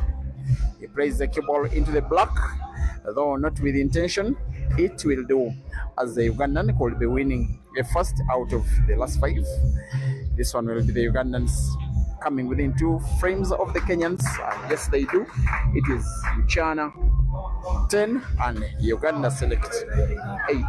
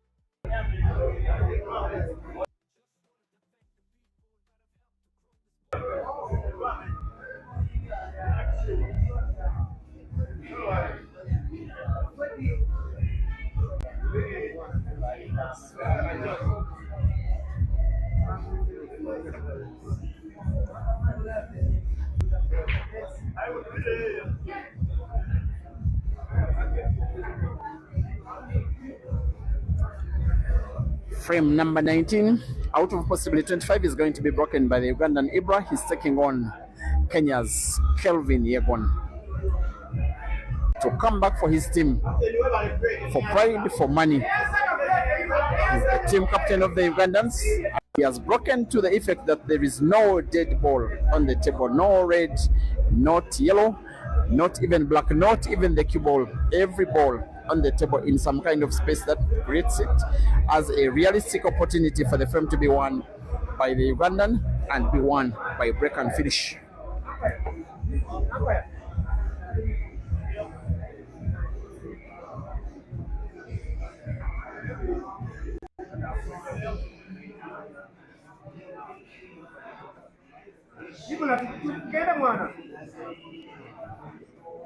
No time to waste money.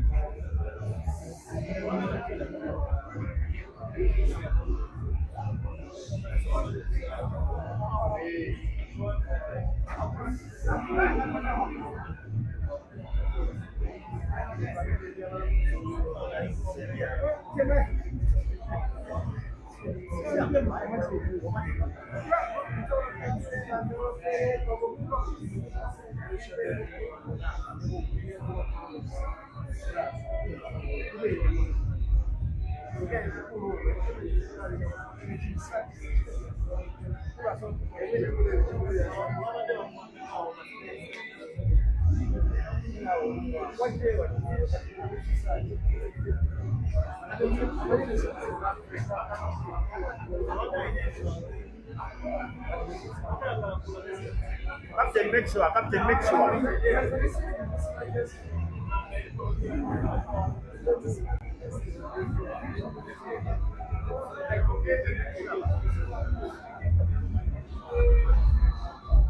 Dear viewers, it's been raining cats and dogs outside Nairobi, so sometimes when the network glitches, please forgive us. Otherwise, I think that the picture you're watching is now quality. The shot Ibra has played is not quality whatsoever. Maybe Kelvin could be utilizing this chance to pay sweet revenge on Ibra for the money match victory defeat he inflicted on him Sunday last week. A race to 21 here, same venue, same table for $1,000 US. It was won by Ibra between the two players by 21 frames to 9. Big victory for the Ugandan it was. This one is not just a singles game, it is one frame with international team implication, and Kelvin is in the mood. Ladies and gentlemen, this current generation of Kenyan stars could become something in Kenyan pool and African pool in the near future. And this match, if they win, will be them pronouncing themselves to have arrived to the table of men that maybe the performances they had in the All Africa Championships that ended in February in South Africa was not just a mistake. They may have come on the fifth, but some of the performances in the team event were nothing short of resounding, most especially the preliminary round victory that they got over the champions South Africa. And those two victories came in both genders, with Kenya getting to beat South Africa for the first and only time in international pool as YEGON misses. And is really disappointed in himself because he thought that he's winning this frame and is winning it now. I have to confess, I did not see that miss coming, not whatsoever.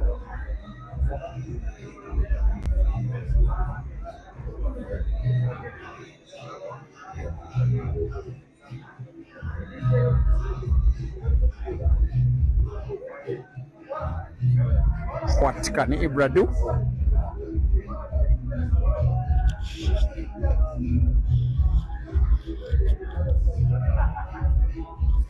It is tricky, but yes, he can.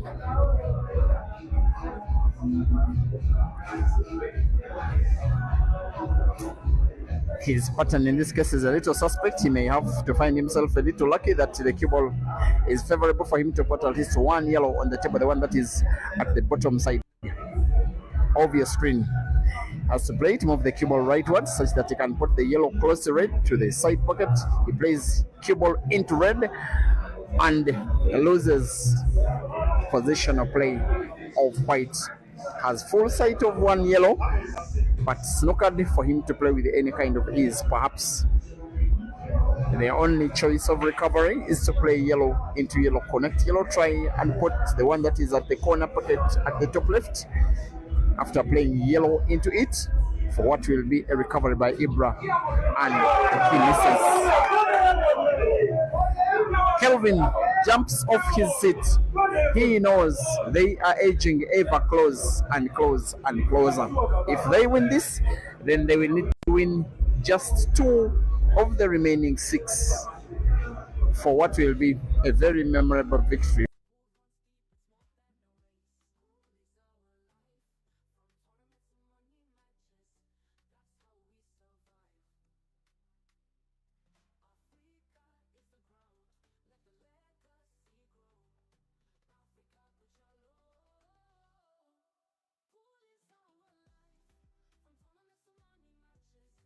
The Ugandans, you get a feeling that they are playing for the money. For the Kenyans, they just want to beat the Ugandans for the very first in 14 years. If they don't win 2 frames more after this, then it will be still counting. He has a lot of arrogance in his position of play, but so skillful. He could have played it in an easier way. And can mean to be a very enterprising player, Kelvin.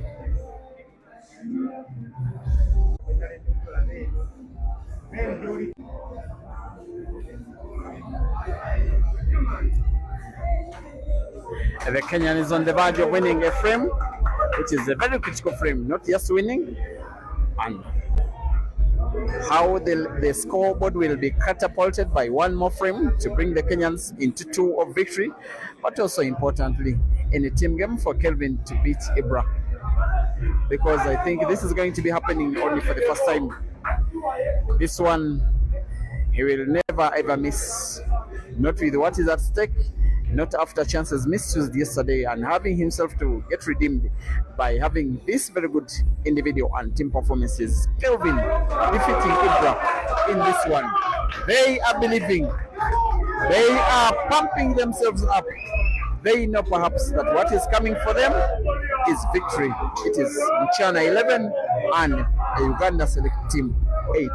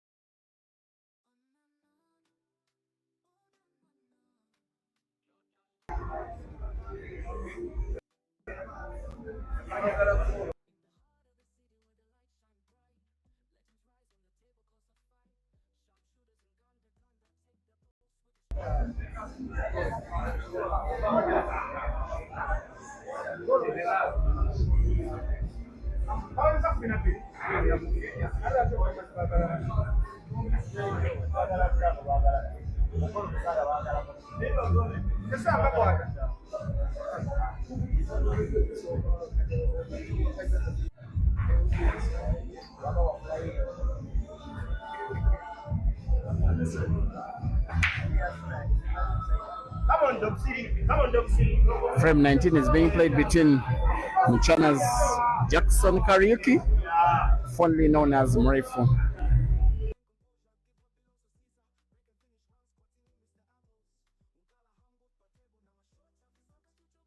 against Uganda's Rashid Wagaba, known fondly as Dog City.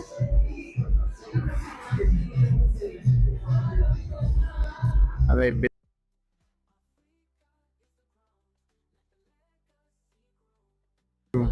two different generations in terms of age. In a one-off frame, it can be anybody's game. With Dog City getting to play yellow, potting red. In this case, he does get to close the table playing reds.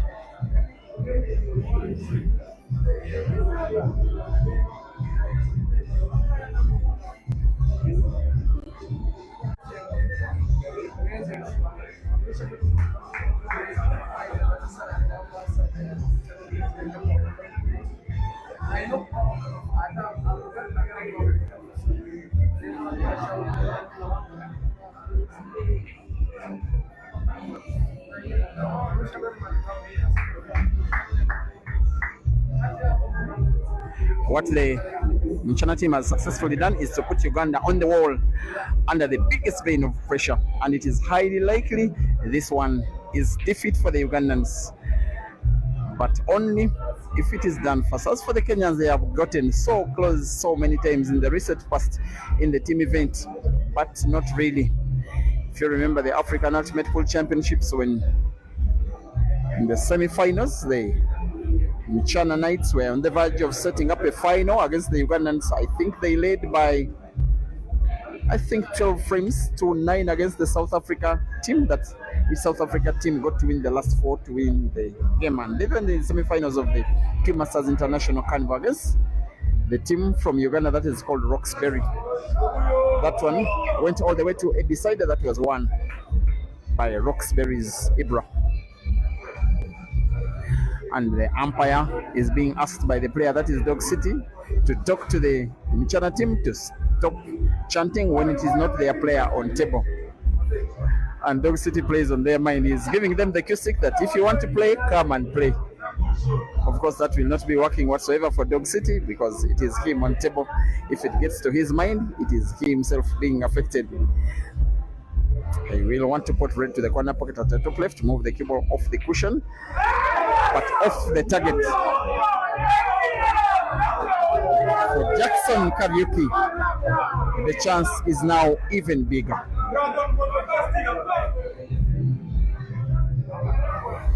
He's a very, very efficient player, but for the duration of these matches, the first one and the rematch, he has been kind of too error prone. I'm actually impressed by how much trust that the Mchana management has in him. Even when things have not been going well, they have left him in the team, playing all of the frames. They know what he can do, and here is a chance for him to demonstrate what he can do, and highly likely he will do it, with now 6 yellows on the table.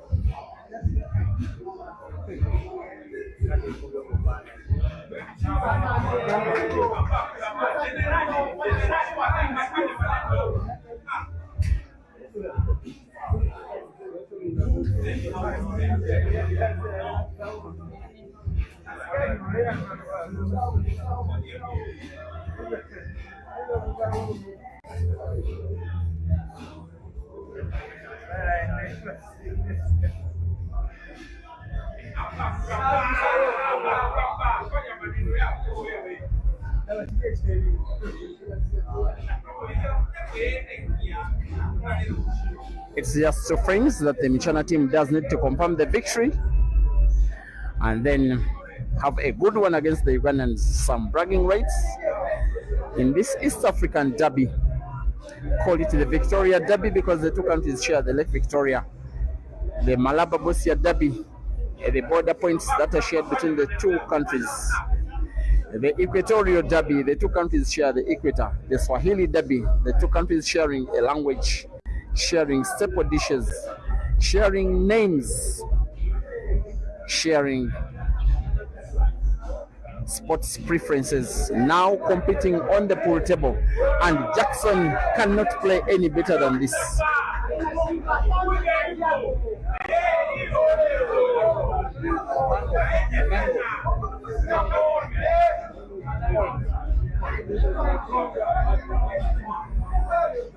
Highly likely he will be finishing the 3 yellows. As for the black, your guess is as good as mine. This one will not come as easy as his teammates may chant him. Perhaps he has to leave the cue ball after putting yellow to the center pocket on the left. The cue ball to be left at a point where he can cut the last yellow to the corner pocket bottom right and then move the cue ball towards the top end of the table where there is the black. If that happens, he will be good for the victory of the frame and perhaps his team good for the victory of the match. And if that victory comes, Mchana will be a beehive of celebration and noise and victory.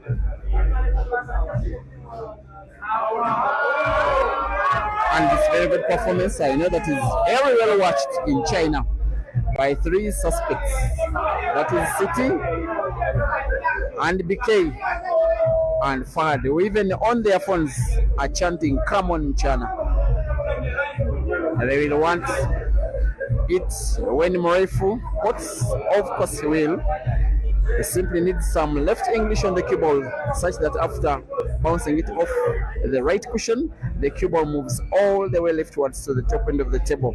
The black will be there for the taking, and then for the Mchana team to record what will be their 12th win out of 20. Here comes the shot.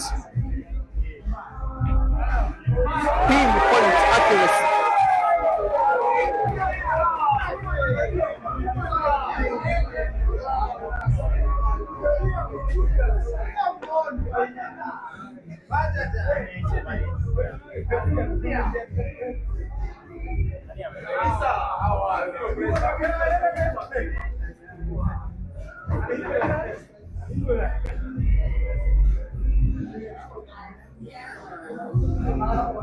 He's too good to miss this block.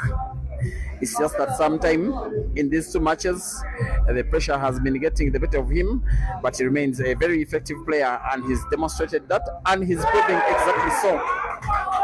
Jackson Kariuki defeats Dog City. Mchana 12 and Uganda 12. Uganda select 8.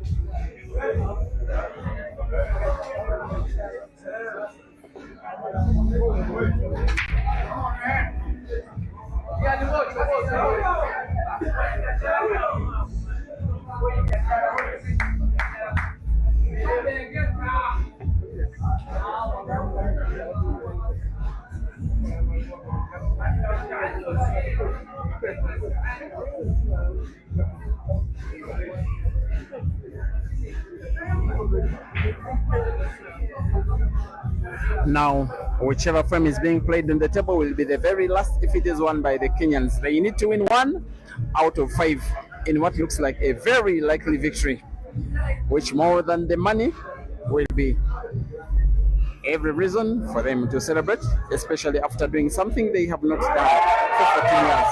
And it is looking even more likely now.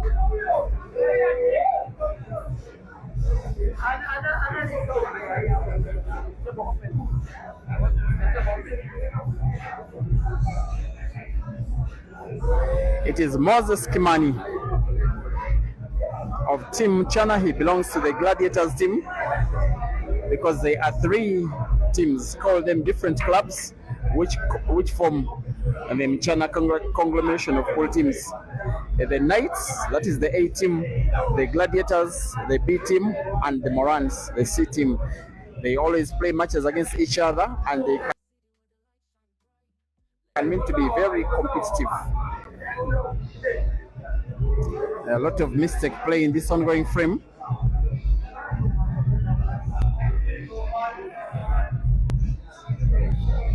Both players failing even to do the needful, just closing the table. The Ugandan decides to play the reds. As he closes the table, he is on the reds. You get a feeling?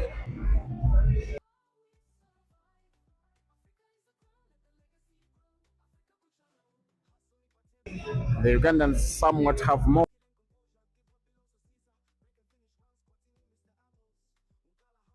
quality than the Kenyans.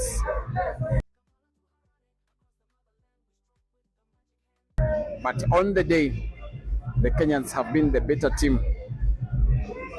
They have also gotten themselves a few less unforced errors,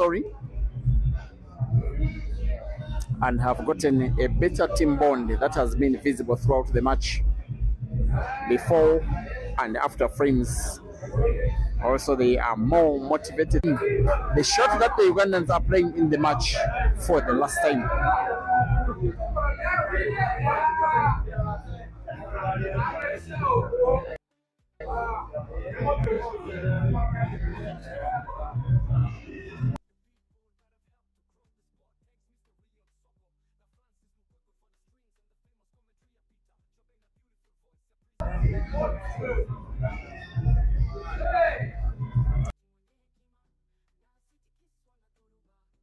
This one, as a frame, if finished off by Moses, will be one of the most important frames, as in single frames he will have one in his career.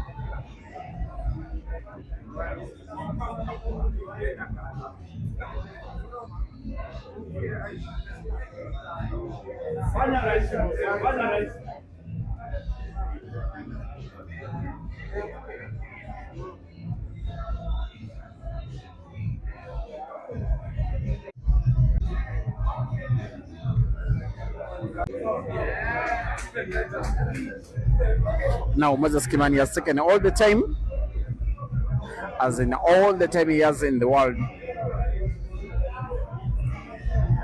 He really needs to get this one done.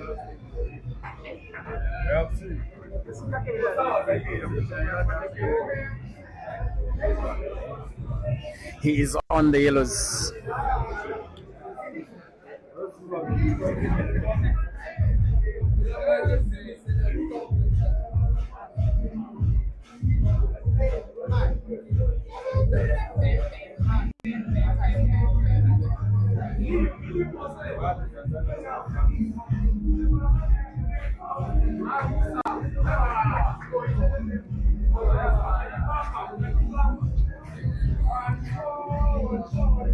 5 of them yellows, they are in number.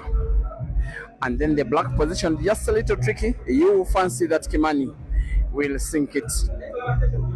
And with assumption that she'll be bringing this one home. With now 4 yellows on the table. Coming closer and closer and closer to victory in the East African Derby for the Mchana side, which is on the verge of taking the Ugandans down in a team game for the first time in 14 years.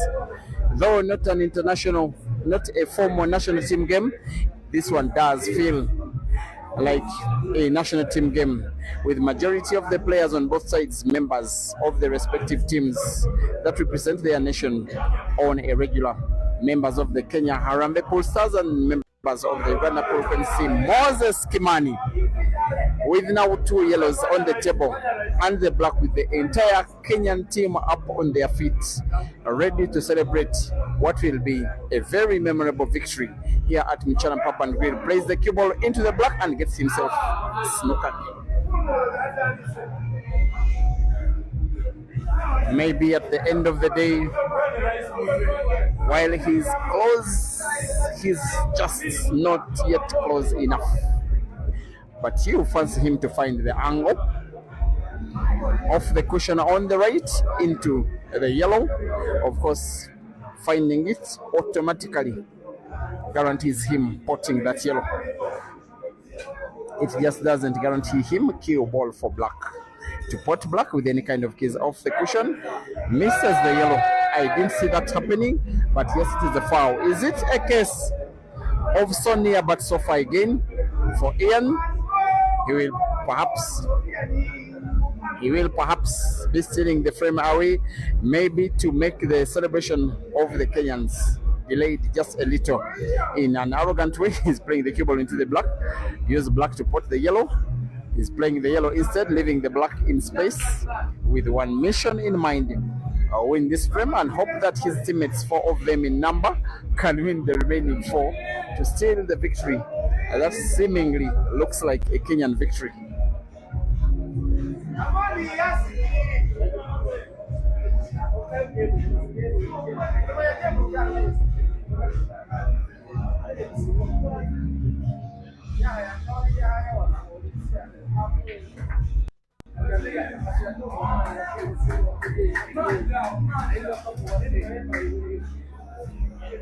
He could start with any of the reds left on the table.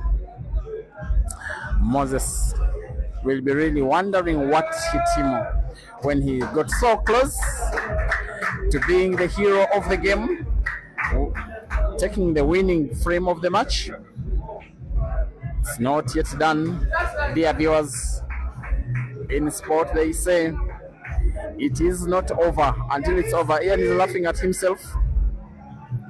Even his own teammates are making fun of him because they think that this is really not their day, but he will want to win his own frame. You don't want to be, if you may not think that your team is winning, you don't want to be the guy that is beaten in the frame that confirms the victory.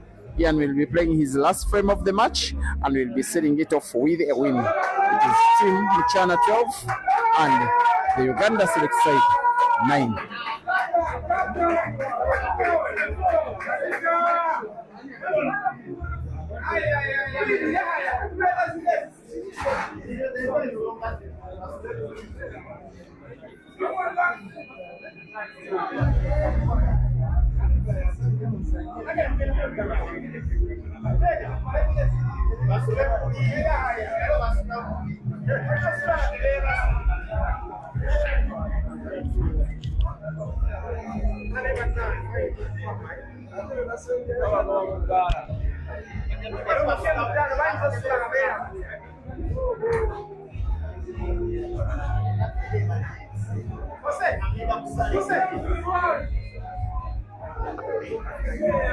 It is now Evan Skiprotich of the Mchana team taking on Ibrahim SSEJJEMBA of the Select Uganda side as Vance breaks for the last time for himself in this match. Aims for the second ball, the red it is, which he hits and gets to put one red.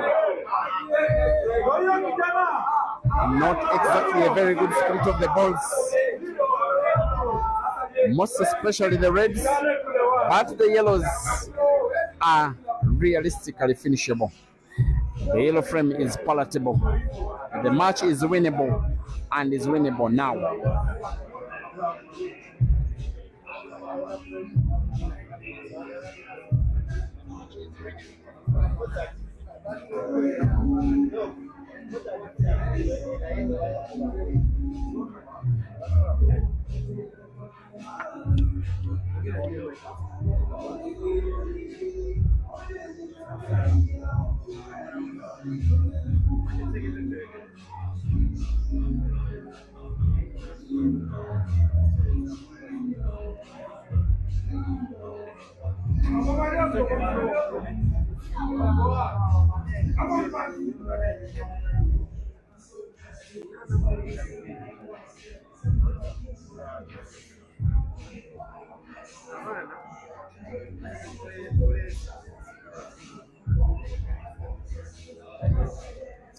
Evan Skiprotich, the pride of Kitale, where he was born, having growing history against Ugandan players, taking some of the shine in the tournament that was organized in Kitale, organized and sponsored by the Honorable Senator Alan Chesang at Tawi Pool Club, where he was among the top 8 of a tournament that had 8 Ugandans and 3 Tanzanians and more than 70 Kenyans participating. He was defeated by Uganda's glorious SSENYONJO, but the performance that got him recognized as the best player from the area, getting signed up the following year by Team Mchana, now becoming a resident in Nairobi. He gets to put cue ball. As for Ibrahim, as for the Ugandans, yet another chance. Is it nerves? Is it destiny? Is it fear of the unknown? Why is it that the Kenyans are so close to the victory, but not close enough? Is it the ghosts of South Africa waking up when they got close to beating South Africa in the ultimate pool team semifinals, only to lose the last 4 frames of the match and then conceding the victory, the defeat, sorry. Check your name on next player.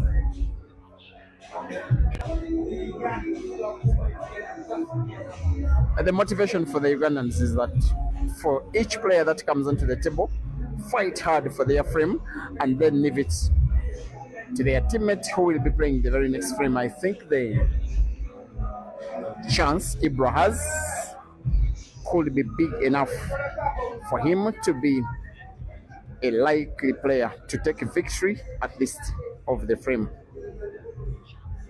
Just like that.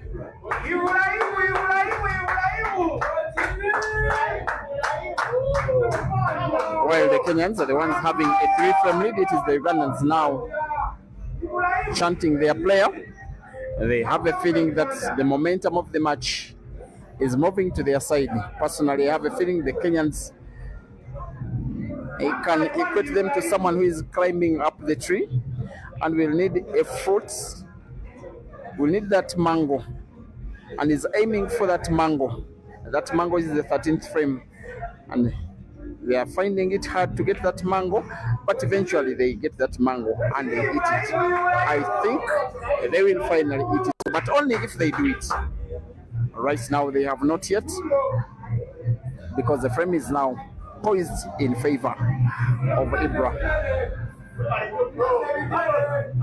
Evans will be waiting with hope that something gets wrong with Ibrahim's pattern. Ibrahim will be hoping that he gets a pattern right to win what I think will be only a 2nd frame, if not 3rd, for himself in the match out of 5, and this one is the 5th. Caution drive of the red right against the rail. It looks in. Yes, it is. Another red has to be played with pretty much the same skill. That is caution drive. Maybe he doesn't have to play it now. That is the red close to the cushion on the left.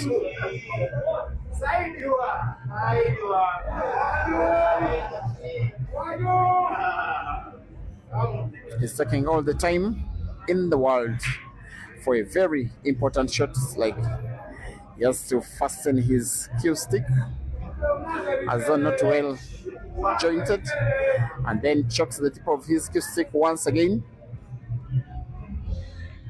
simply to get that one red ball in, and which he does.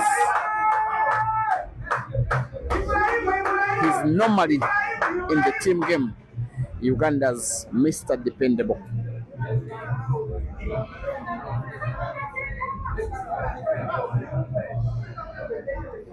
What he will need as he puts the red is looking up to the corner pocket bottom right is the cue ball to be bounced off the cushion around the yellow close to red, just around the middle of the table to be the resting position of the cue ball.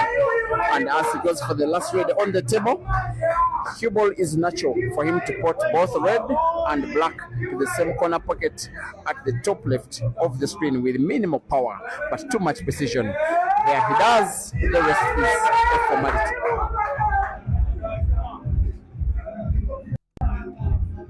Team Mchana 12 and the Uganda Select Team 10.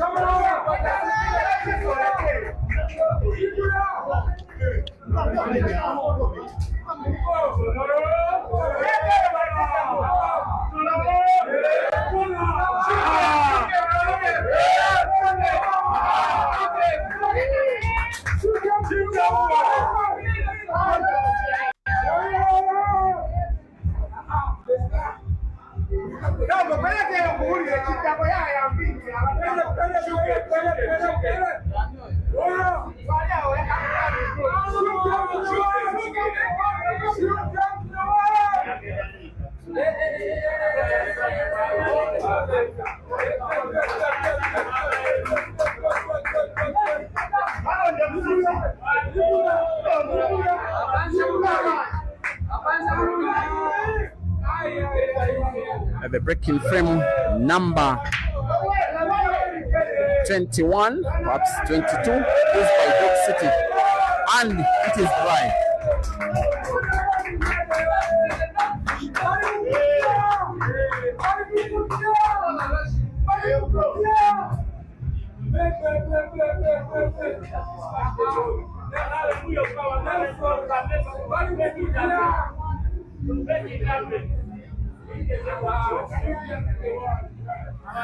Rashid, Dog City Wagaba, taking on Kelvin, the calculator, YEGON.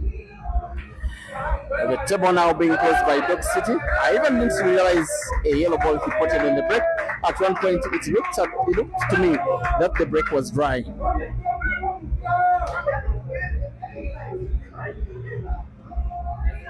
He may play the cue ball into the two reds close to each other, plays it into one, and with the positional play of the cue ball, he can put it another. Yellow to the corner pocket, bottom right, portable. The cue ball he plays will be very critical because of the position of the other three yellows. So close to each other, not close enough though. Seems to be playing with a little backspin, as it was that. With the yellow now close to the cue ball, portable to the side pocket on the left.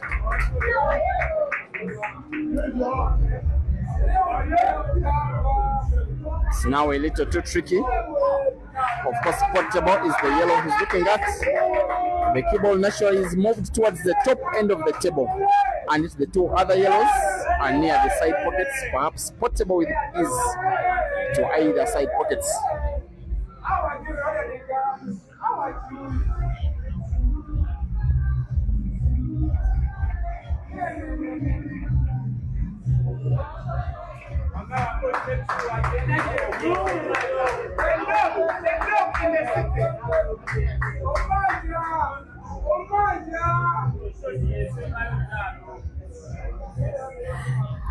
Very critical shooting this one. He must either get this one in or else perhaps risk losing the match for himself and his team.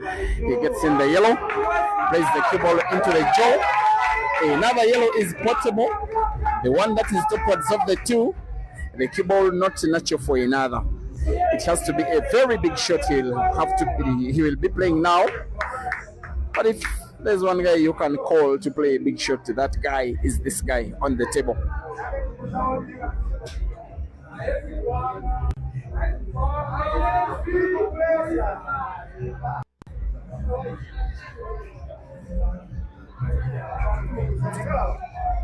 It is tricky stuff, this. All the Kenyans up on their feet, reminiscent of how much they really need this victory. Clearly they need this more than the Ugandans.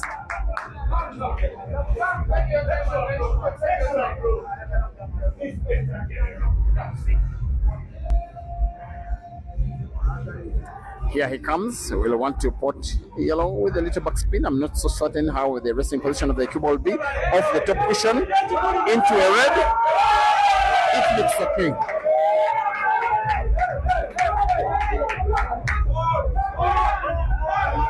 The umpire stops play for now.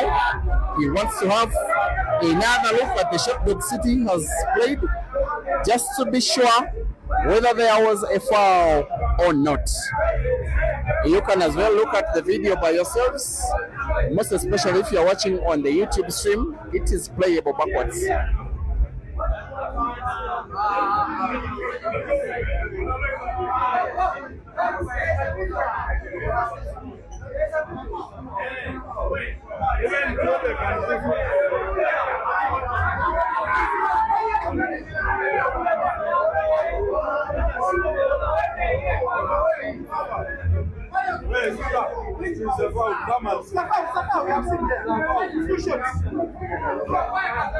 Upon video review, the same video that you are watching, guys, it is clear that Dog City shook his opponent's red as he played the yellow. It is a foul.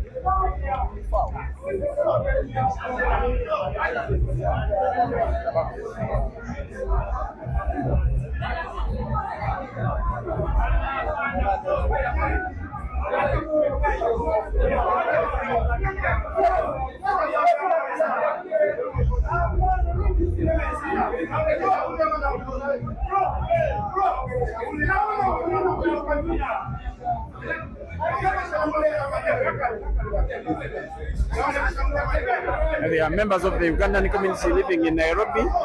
That's the advance of this match. On social media, they are here to support their team. They are not really sure why the umpire is calling a foul, but it is useless to them arguing with video evidence. The situation will be calmed down, and KELVIN YEGON will proceed with a free shot and the visit.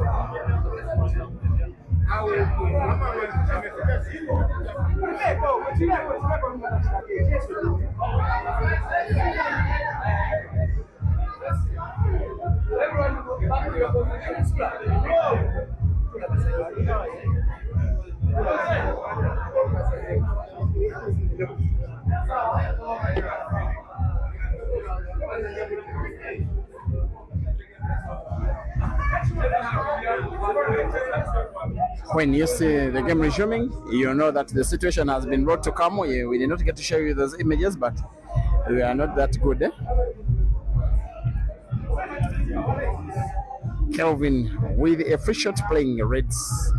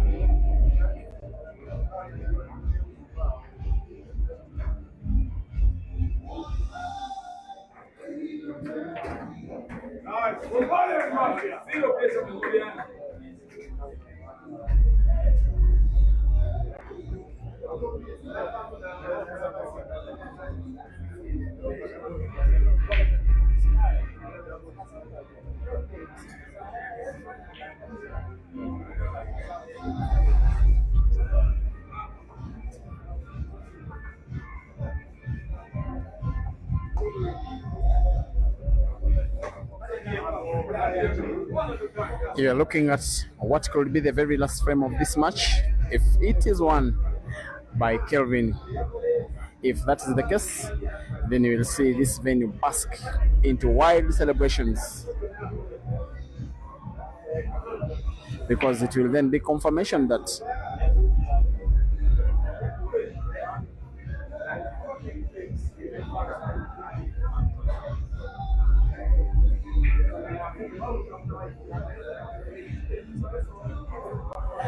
for the very first time in 14 years, the Kenyans will be defeating the Ugandans in a team game on a pool table. With now the Ugandan Dog City Dogs snookered by the Kenyan KELVIN YEGON, for Dog City to try and find the yellow off cushion, try and put it in some kind of way, perhaps with luck. You get a feeling the frame is heavily poised now in favor of Kelvin. But Dog City will try, maybe go for luck, go for power off cushion into the yellow, hoping that something happens in his favor. Off the cushion, finds the yellow, puts Kelvin's red. It is a foul, and now clearly the last shot that any of the Ugandans will be playing in this match.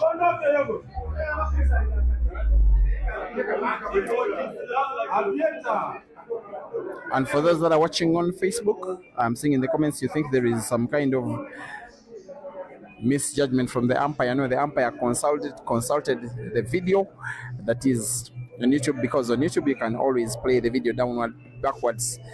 It was a foul. And maybe this is the time for Kelvin to share a fair bit of African ball history, make himself the player that wins the frame. That defeats a team from Uganda by a team from Kenya for the first time ever since 2012 in Kampala in Uganda, with him having to put now 2 reds, perhaps 3 of them, and then the black. Clearly he will.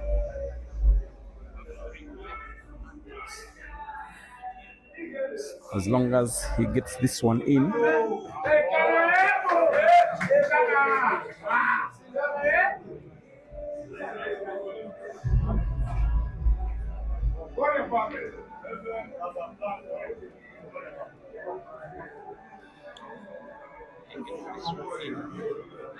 They'll be playing by connection, connect red into red. Getting ever closer. As long as he puts now the last red on the table, he is already celebrating. He knows that he is ever to win a frame that will take down a team from Uganda. The time is now. Kelvin to move the cue ball close to the black. Perhaps it is okay. Perhaps very okay. The easiest spot of the black to the side pocket on the right will create wide celebrations of all Kenyan fans watching at the venue and online. Kelvin versus the black for the side pocket for the victory. It is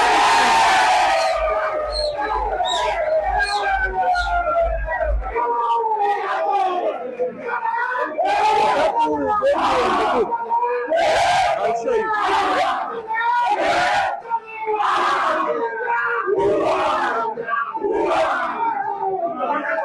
you.